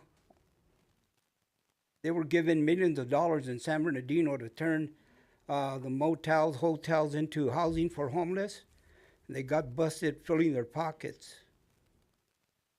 The biggest one I've heard of, and it's been about a year and a half, Hall of Famer Brett Favre, down in Mississippi, was indicted. He was with other nonprofits to the tune of $77 million. You can Google it and you'll see. Well, he paid the money back. Because people say, Brett Favre, come on. So he paid the money back, but the DA told him, you already committed the crime. Now you got to dance to the music. So, look at all the money that has been provided by the feds and the state for homelessness. And every day it gets worse. You hear it from everybody. So where's it all going? Something's wrong. And I think a lot of us know that, it's not working. What we're doing isn't working. Like I say to myself, if we get the people that are suffering with mental illness off the streets, we got most of the game won. But, that's a whole different game because mental illness falls under, well, you can't put them in the hospital, you know, it's against their will or whatever. But, you know, we have to do it. We got to do something because as it gets worse, it just costs more and it's deteriorating communities. The lady that spoke about being in, I forgot what she said, back in like Thailand or in that part of the world, how clean it is. And those are poor countries. And we're the richest and we can't do it. Somebody's pockets are filled. Thank you. And we have one more speaker, Luis Palomares.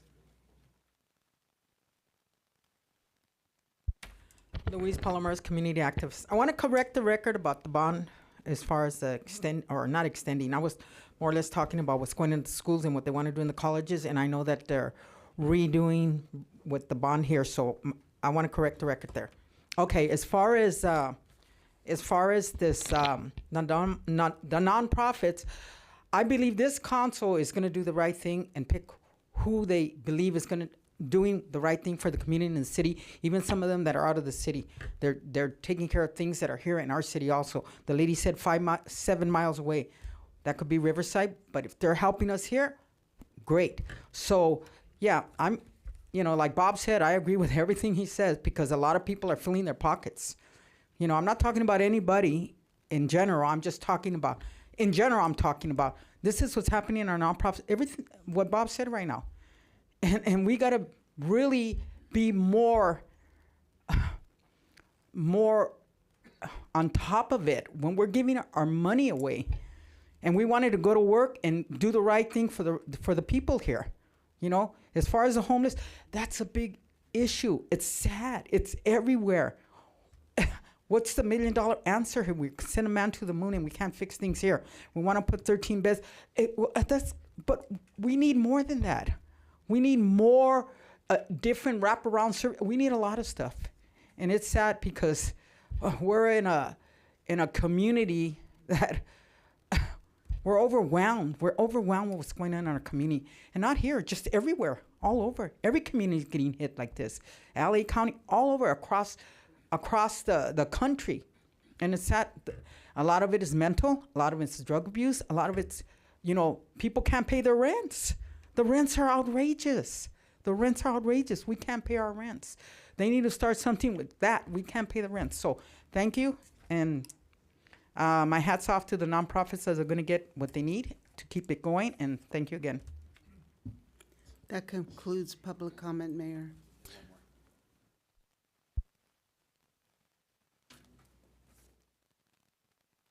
Elaine Vu would like to speak. Evening, everyone. I'm actually a realtor, so I've actually worked with Path of Life before in other housing, and I personally rent my own house to homeless. And when they left, I had to damage $150,000 in damage. I had to sell it. And there were other my clients who were, once rented, it was just bad. It was just like there's no compensation for those guys. Fortunately for me, because it was such a bad damage, insurance covered it. But there are others that, it's a lot of people hard work.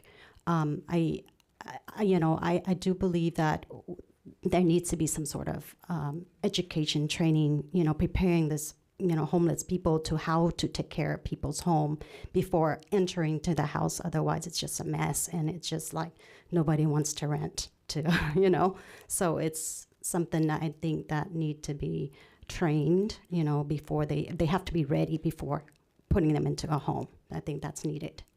Thank you. That concludes public testimony, Mayor. Thank you, Madam Clerk. At this time, we'll go ahead and close the public hearing.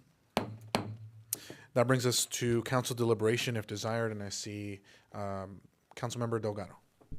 Just real quick, Brian, can you answer 2 questions for me? And I apologize for keep asking questions, but number one, the process to apply and how they get selected, and it's a process. And then the part B to that is how do they follow up and report? So if we grant at Delgado Ministries, I get so much money, and then I have to follow up with the city, right?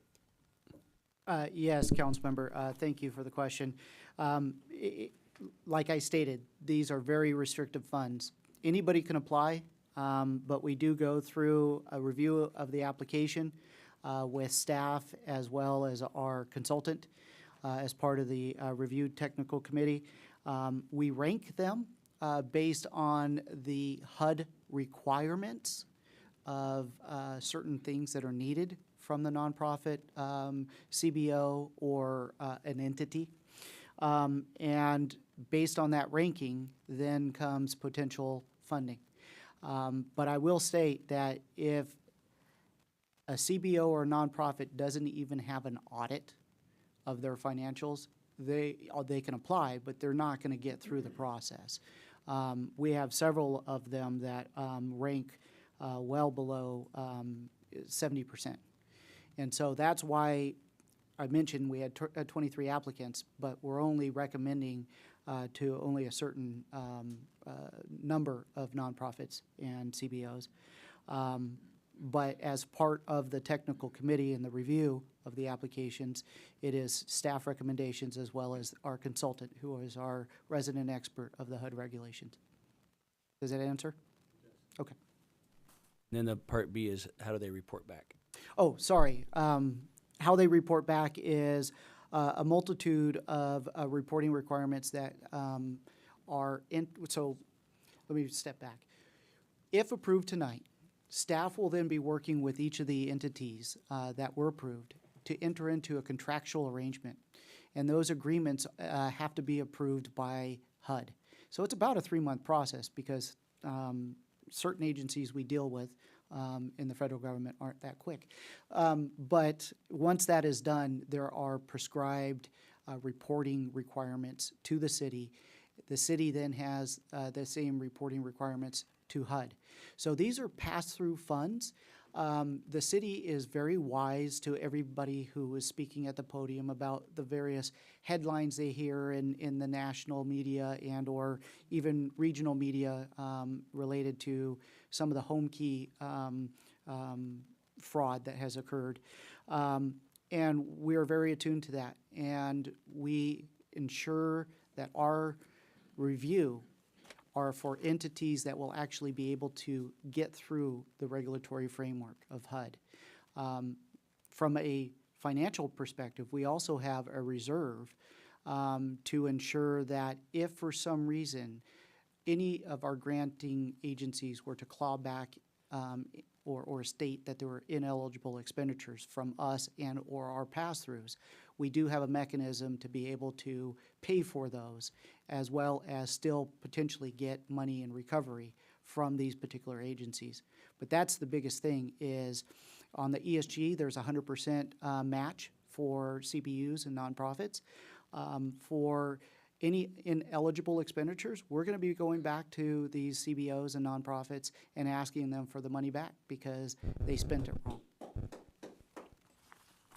Thank you, Brian. All right, thank you, Councilmember. Are there any further comments from the dais? All right, seeing none, we'll go ahead and entertain a motion to approve staff's recommendations. So moved. I'll second. A motion by Councilmember Delgado, second by Mayor Pro Tem Bernard. If we could please call for the vote. Councilmember Baca Santa Cruz, Yes. Councilmember Delgado, Yes. Mayor Pro Tem Bernard, Yes. and Mayor Cabrera. Yes. And that passes unanimously as well. At this time, we'll go ahead and just take a 5-minute break, stretch our legs, and we'll be right back.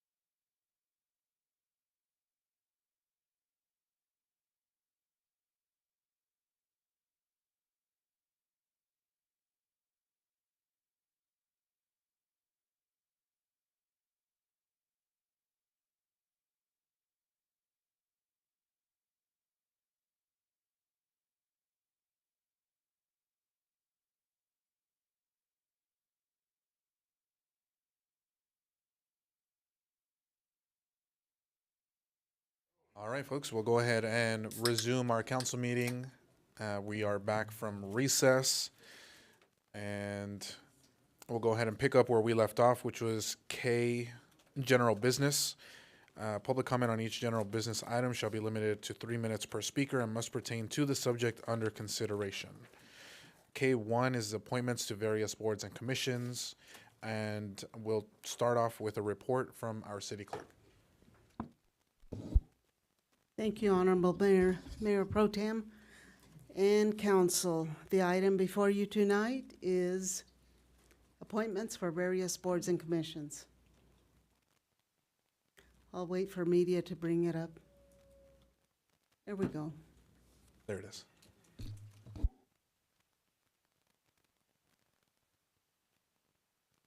So we have openings on the Environmental and Historical Preservation Board, the Library Commission, Senior Citizens Advisory Board, and the Traffic Safety Board. We received applications for these and were processed accordingly. So for the first one, the Environmental and Historical Preservation Board, we have nominees Sammy Luna, and then we have a new applicant, Nathan Urenda. Sammy Luna is she's on expiring term, but she wants to continue service. Nathan Urenda is a new applicant, and they're both from District 2. And as you see, Sammy's term will end 6/30/2027, 3-year term. And then Nathan Urenda will be filling a spot that ends in 6/30/2025. The vacancy remaining is one alternate. So the makeup here for council representation is District 1, 1 member, District 2, 3 members, and District 3, 1 member, District 4, 2 members. The next one is the Library Commission. We have Mona Lisa Stallworth from District 2. Her term will end 6/30/2027. Tashia Hillard, also an expiring term that wants to continue their service. She's from District 4. Term ending 6/30/2027. The vacancies remaining is 1 alternate. The council district representation is District 1, 1 member, District 2, 2 members, District 3, 1 member, and District 4, 3 members. The next one is Senior Citizen Advisory Board. This one has 2 expiring terms, Hazel Lambert and Rita Butler. They both want to continue their service. So one is, Hazel is from District 2, Rita is from District 3, and they both, their new term would end 6/30/2027. And the vacancies remaining is 1 alternate. The district representation is District 1, 0 members, District 2, 4 members, District 3, 3 members, and District 4, 2 members. On this one, there are 2 expiring terms on 6/30 of this year, 2024. We did receive an application yesterday from one of the gentlemen that's expiring, so he wants to continue service. We'll bring that back, and also we'll have one other one. We have no indication if that term is gonna be left vacant, but he hasn't responded, and so we'll probably have another opening. And the last one is the Traffic Safety Commission. We have David Lane. He's expiring term. He wants to continue his service, District 4, and his term would end at 6/30/2027. For this one, we have 2 regular members vacant and 1 alternate. So the district representation is District 1, 2 members, District 2, 1 member, District 3, 1 member, and District 4, 1 member. So those are the applicants that are up on the slate today. The recommendation is approve the slate of mayoral nominees to various advisory boards.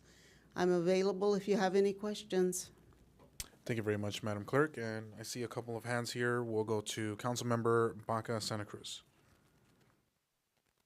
Oh, I wanted, for questions of staff. oh, I'll hold it. You too. Okay. All right. So we'll go ahead and move into public testimony. Do we have any requests to speak on this item, Madam Clerk? We do not have any public wanting to speak. Thank you, Madam Clerk. Now we'll go ahead and move into council deliberation if desired. And we've got Councilmember Delgado. I just want to thank everybody that is from the community that volunteer and put their name in the hat for these boards and commissions, because they're very important to us, that we hear from the community and work side by side with them and not, just up here. But especially the volunteers from District 2, thank you very much. And I did interview the only new member that wants to join from District 2, and all the others I support. Thank you. Next, Councilmember Baca Santa Cruz. I currently serve on the Library Commission and the Environmental Historical Preservations Board, so I'm very happy to see returning members Sammy Luna, Mona Lisa Stallworth, and Tasha Hillard. They have been great additions to the boards. They attend regularly, they're engaged, and they bring good perspectives to these boards, so I'm excited to see them returning. Excellent. Is there any further council deliberation desired? If not, we can go ahead and entertain a motion to approve staff's recommendations. So moved. I'll second. Motion and a second. Please call for the vote. Councilmember Baca Santa Cruz? Yes. Councilmember Delgado? Yes. Mayor Pro Tem Bernard? Yes. Bernard. It's late. And Mayor Cabrera. Yes. Thank you, Madam Clerk. It has a nice ring to it, but I don't know. I like that. We'll leave it up to Mayor Pro Tem. All right. Next is Regional Commission Committee Board reports. We have a few. First one up is RCHCA, and that's going to be given by Mayor Pro Tem Bernard. I'm here to provide updates on the meeting that was conducted on May 9th, 2024. The following reports and status updates were received and filed. The Stevens Kangaroo rat fee collections for quarter number 3, contracts and grants, status update on SKR recovery efforts, and SKR management and monitoring efforts, activities update, and educational outreach program activities updates. Additionally, staff recommendations were approved for the agreement between the RCHCA and the San Diego Gas and Electric for incidental take authorization for the SKR for the Merino Compressor Modernization Project located in the southeast corner of Merino Valley on Virginia Street. Adoption of the fiscal year 2023, 2024, and 2025 RCCP budget, and the adoption of agency fiscal year 2023-2024 third quarter budget amendment and fiscal year 2024-2025 budget. Our next meeting will be held on July 11th, 2024, and that concludes my report. Thank you, Mayor Pro Tem. And that brings us now to the next report. Actually, there are two that I'll be giving today. One of them is for RCTC, the other is for RCA. The first one for RCTC, tonight I'm providing updates from the Riverside County Transportation Commission meeting on May 8th. The commission heard a presentation of developing an Assembly Constitutional Amendment 1, also known as ACA 1, compliant ordinance. The Traffic Relief Infrastructure Improvement Plan currently includes the reconstruction of State Route 60 Redlands interchange. The commissioners had extensive discussion of future meeting format options. That concludes my report on the last RCTC meeting. And the next one is a report for the Regional Conservation Authority Board of Directors meeting held on May 6, 2024. The following consent calendar items were received and filed. Minutes from April 1st meeting, MSHCP fee collection report for February 2024. Moreno Valley collected approximately $870,000 for fiscal year 24 to date. A joint project review status report, property acquisition status report for approximately 640 acres near Moreno Valley listed as active parcels for grant-funded acquisitions, monthly investment report for February 24, and single signature authority report. The board also approved a couple of additional items, a recurring contract with the Santa Ana Watershed Association for fiscal year 24-25, biological monitoring services not to exceed $2,114,900. And the Soboba Luiseño Village Project CEQA findings, criteria refinement findings, MOU for replacement land, and indemnity agreement not affecting Moreno Valley. Our next meeting is June 3rd, 2024. And we have one more report from WRCOG, and that is from Councilmember Baca Santa Cruz.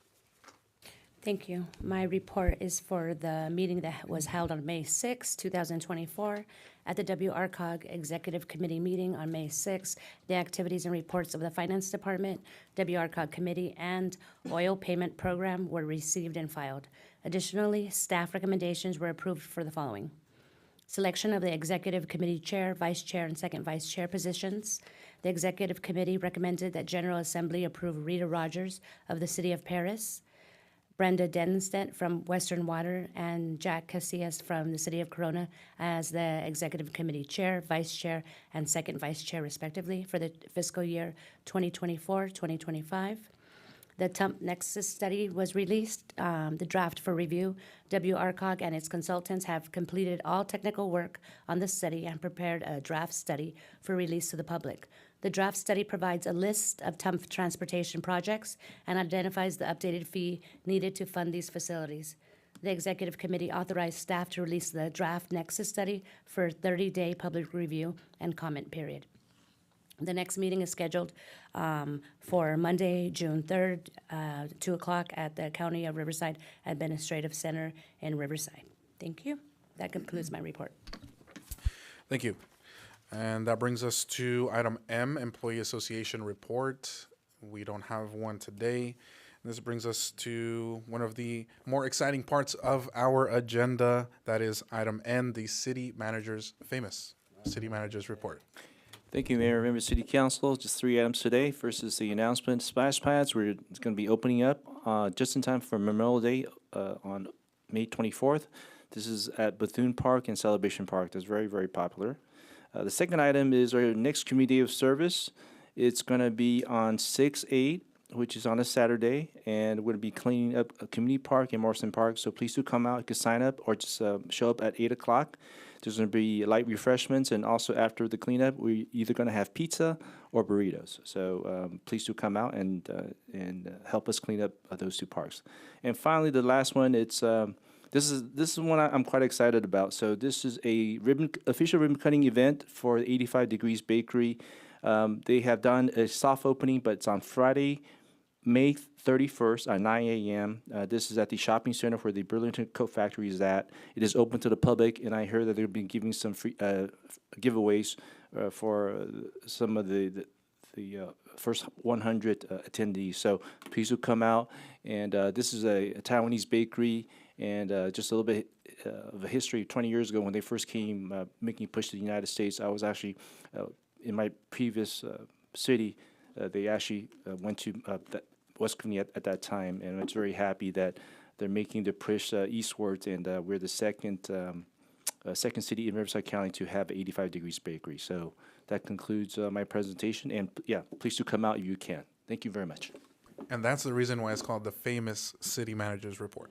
That's the reason right there. Thank you so much, Mr. City Manager.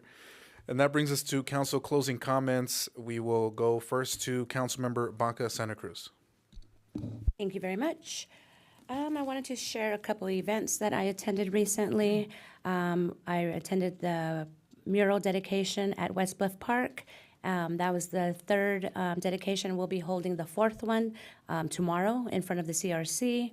So if you can come out and join us. That will be our final mural from that project. I also attend the Environmental and Historical Preservation and the Library Commission, and those committees, as well as I think the Arts Commission, are getting together to unveil the free little library. So that celebration will be here in the chamber on the 29th. And that's a collaboration with the Carpenters Union, Moreno Valley Unified, our commissions, and mainly our library commissioners. They will actually be monitoring the little libraries and refilling the books. Each one has a theme, and each of the commissioners has been assigned one, and they will be refilling them and maintaining them at their locations. So I'm really looking forward to that project coming out. I did attend the Public Safety Expo this Saturday. It was a great event to showcase all of our public safety. So many people got to come out and interact with our officers, and if you missed it, the next event like that will be National Night Out on August 6th at Celebration Park. So if you missed the last one, hopefully you can make it out to the next one. And already mentioned, Beautify Movell will be in D1 in a community park, so I'll be there on June 8th. Come out and help about cleaning up the city. And finally, I was asked to install the 2024 officers for the Hispanic Chamber of Commerce. It was an honor to be asked to install the officers of the Hispanic Chamber that was created in 1993 by my mom when she was a small business owner. So to see them still flourishing and doing good work in our community and to be asked back to install them was a great honor, and we celebrated last month. And that concludes my, and I will be having a public engagement on June 6th at Brandon's Diner at 6 p.m. So if you can come out, please join us. That concludes my report. Thank you. Thank you. Next up, closing comments from Councilmember Delgado. I will make mine brief. I did attend the mural presentation at West Bluff Park as well. I think most of us were there. Those kids do great work, and I say kids because they are younger than us, but they do fabulous work. And I do appreciate the effort that they're putting into these, because it makes our parks look amazing. I also attended the Public Safety Expo last Saturday. It was awesome to see the police and fire getting along all in one day, all in one spot. I was impressed. The Guns and Hoses didn't have any issues, so I was impressed. We had McGruff and their firefighter, Captain Callie, was there, and they got along, so it was good. Overall, it was a great day. A lot of kids were out there doing their thing, so it was cool. I also attended the U.S. Vets first annual Run, Walk, and Roll last Saturday morning, and it was really, really special to see all those vets and their kids participate in that. And had over 200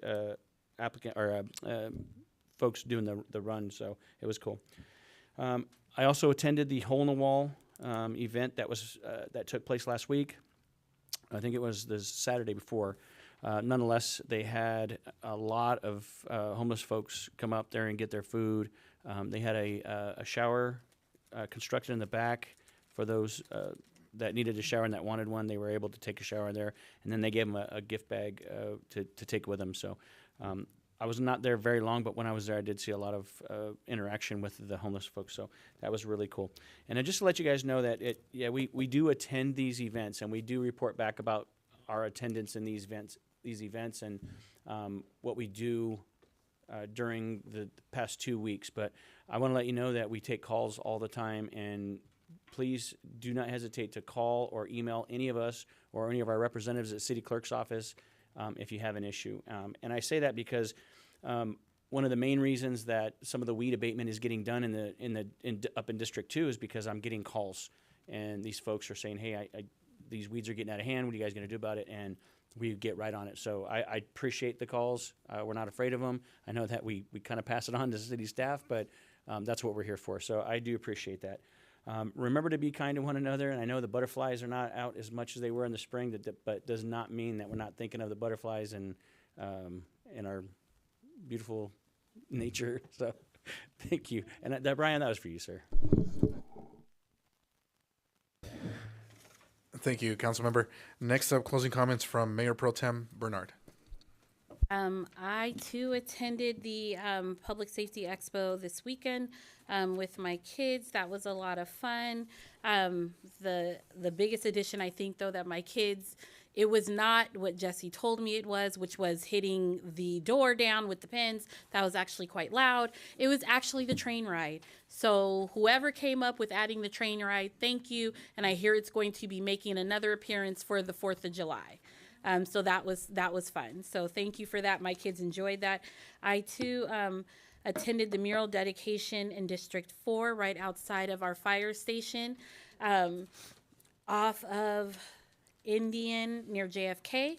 So that was fun. I talked with the artist, and we, as Councilmember Baca Santa Cruz said, we had one more, and those things I think really do liven it. The community really seems to enjoy it. And so I will do a shameless plug, though, because my child participated in a mural painting. Yeah, I'm gonna plug my child. My child got to participate in a mural painting at his preschool. El Porchero Preschool actually had a mural painted, and all the kids got to actually participate with painting the mural. So as much as some people say these murals aren't really helpful, it's actually helping flourish the city and actually dress it up, and people are starting to really get into it and find enjoyment. I attended the RTAT Now meeting in the city of Paris. And so there are a few things that I would like to point out. Metrolink, kids ride free on the weekends, up to 3 kids for 1 paying adult, and on the weekends it's half off. So, and it will take you anywhere the train desires on the weekends. So you pay $10 for 1 fare, and that one day, anywhere you want to go, it's kids are free, and then it's $10. It's basically half off on the weekends. Then RTA is still doing their 25-cent for the summer. I'm sorry. For the summer, it'll be 25 cents all summer for children 18 and under. And you ride free every Friday on RTA. So if you're bored, you want to learn about the RTA bus routes on Fridays, please hop on them. Ridership is something that they really want to focus on, and they really want to let people know that these things are available. And with that, please take the Metrolink, because I'm going to take it down to the beach, because it's only going to cost me $10. So, and with that, I close. Have a good evening. And I just want to, because I don't know if we'll be back here before it happens, but I do want to give a shout out to everybody who's graduating, because I know it's graduation season, and I know we come back the first week in June, but some people may be in the process of already graduating. So congratulations, whether it's preschool, kindergarten, 5th grade, 8th grade, high school, or college.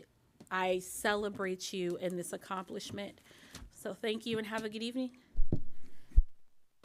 Thank you, Mayor Pro Tem. And just a few closing comments here before we adjourn today's meeting. On today's agenda, we had a couple of items that I want to highlight on our consent calendar. One of them is item I-16, which was we received a grant from, I believe it's California, from the state, for trail enhancements at the equestrian trail. I believe this is at the equestrian center up on the northeast side of Moreno Valley, so that's great. I-19 is approval of allocation of funding to start design on the 60 and Redlands Boulevard interchange, which is great. So we're already moving into that next interchange, and hopefully sooner rather than later we'll see that interchange as nice as the ones on Moreno Beach and Nason. So hats off to staff for working on that and making it happen. Also, I-20 is approval of the street closures for the July 4th parade, as was alluded to just a moment ago.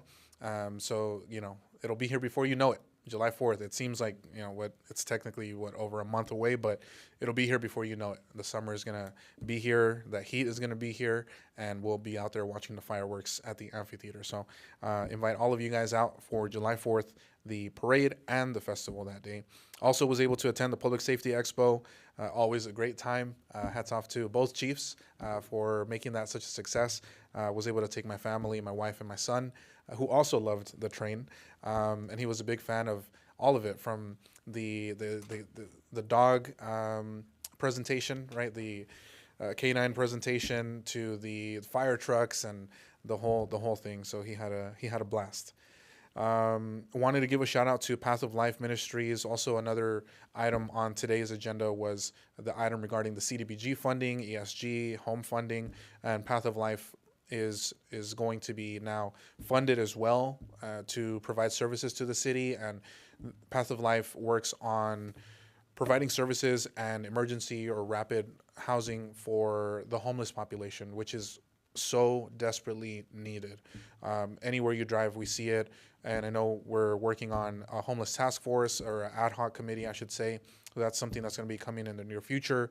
And we're just constantly trying to figure out new ways of how we address the situation, because we know for a fact that more needs to be done. And we can't do it alone as a city, right? This is going to take a collaborative effort with the county, with the state, with the federal government. Everybody knows any conferences that I go to, elected officials in Texas and Florida and New England area, everyone's talking about homelessness and how it's affecting their cities. So it's not a unique issue to us, but we're working on identifying solutions that'll help us here in Moreno Valley. Also, CityNet is another one that got funded, so look forward to working with them as well. Hats off to staff for making all that happen. I know it's a long process, but it will pay off in the long run. Wanted to announce also, there is a local boxer and a family, the Garcia family, actually Mikey Garcia. His brother runs a boxing gym in Riverside, and he recently the family announced that they will be opening a gym at the Moreno Valley Mall.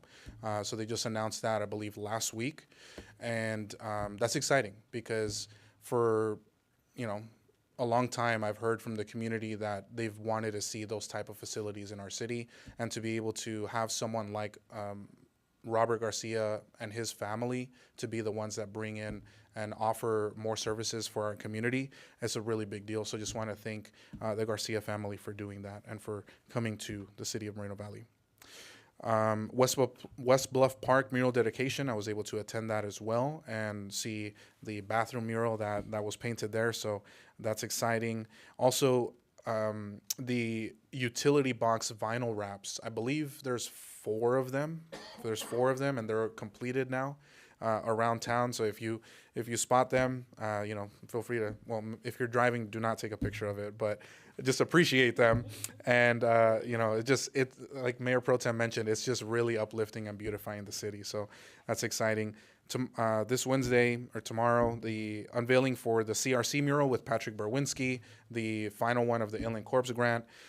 So hope to see you there. And last but not least, the Little Free Library ceremony that's coming up on May 29th at 6 p.m. That is a collaborative effort between the Carpenters, Local 951, students at Moreno Valley Unified School District, our fellow commissioners. And, all of that started with just one conversation of the Carpenters reaching out, saying, hey, we have a lot of members. We want to give back to the community. They live here in Moreno Valley. What can we do? And, we eventually came up with the idea of the Little Free Libraries. And over a year later, we're now here. So I don't want to give it away, but they are absolutely beautiful, the decoration and the painting. With that, we'll go ahead and conclude today's meeting. We will adjourn at 8:17 p.m. and we'll see you at the next meeting. Have a good night.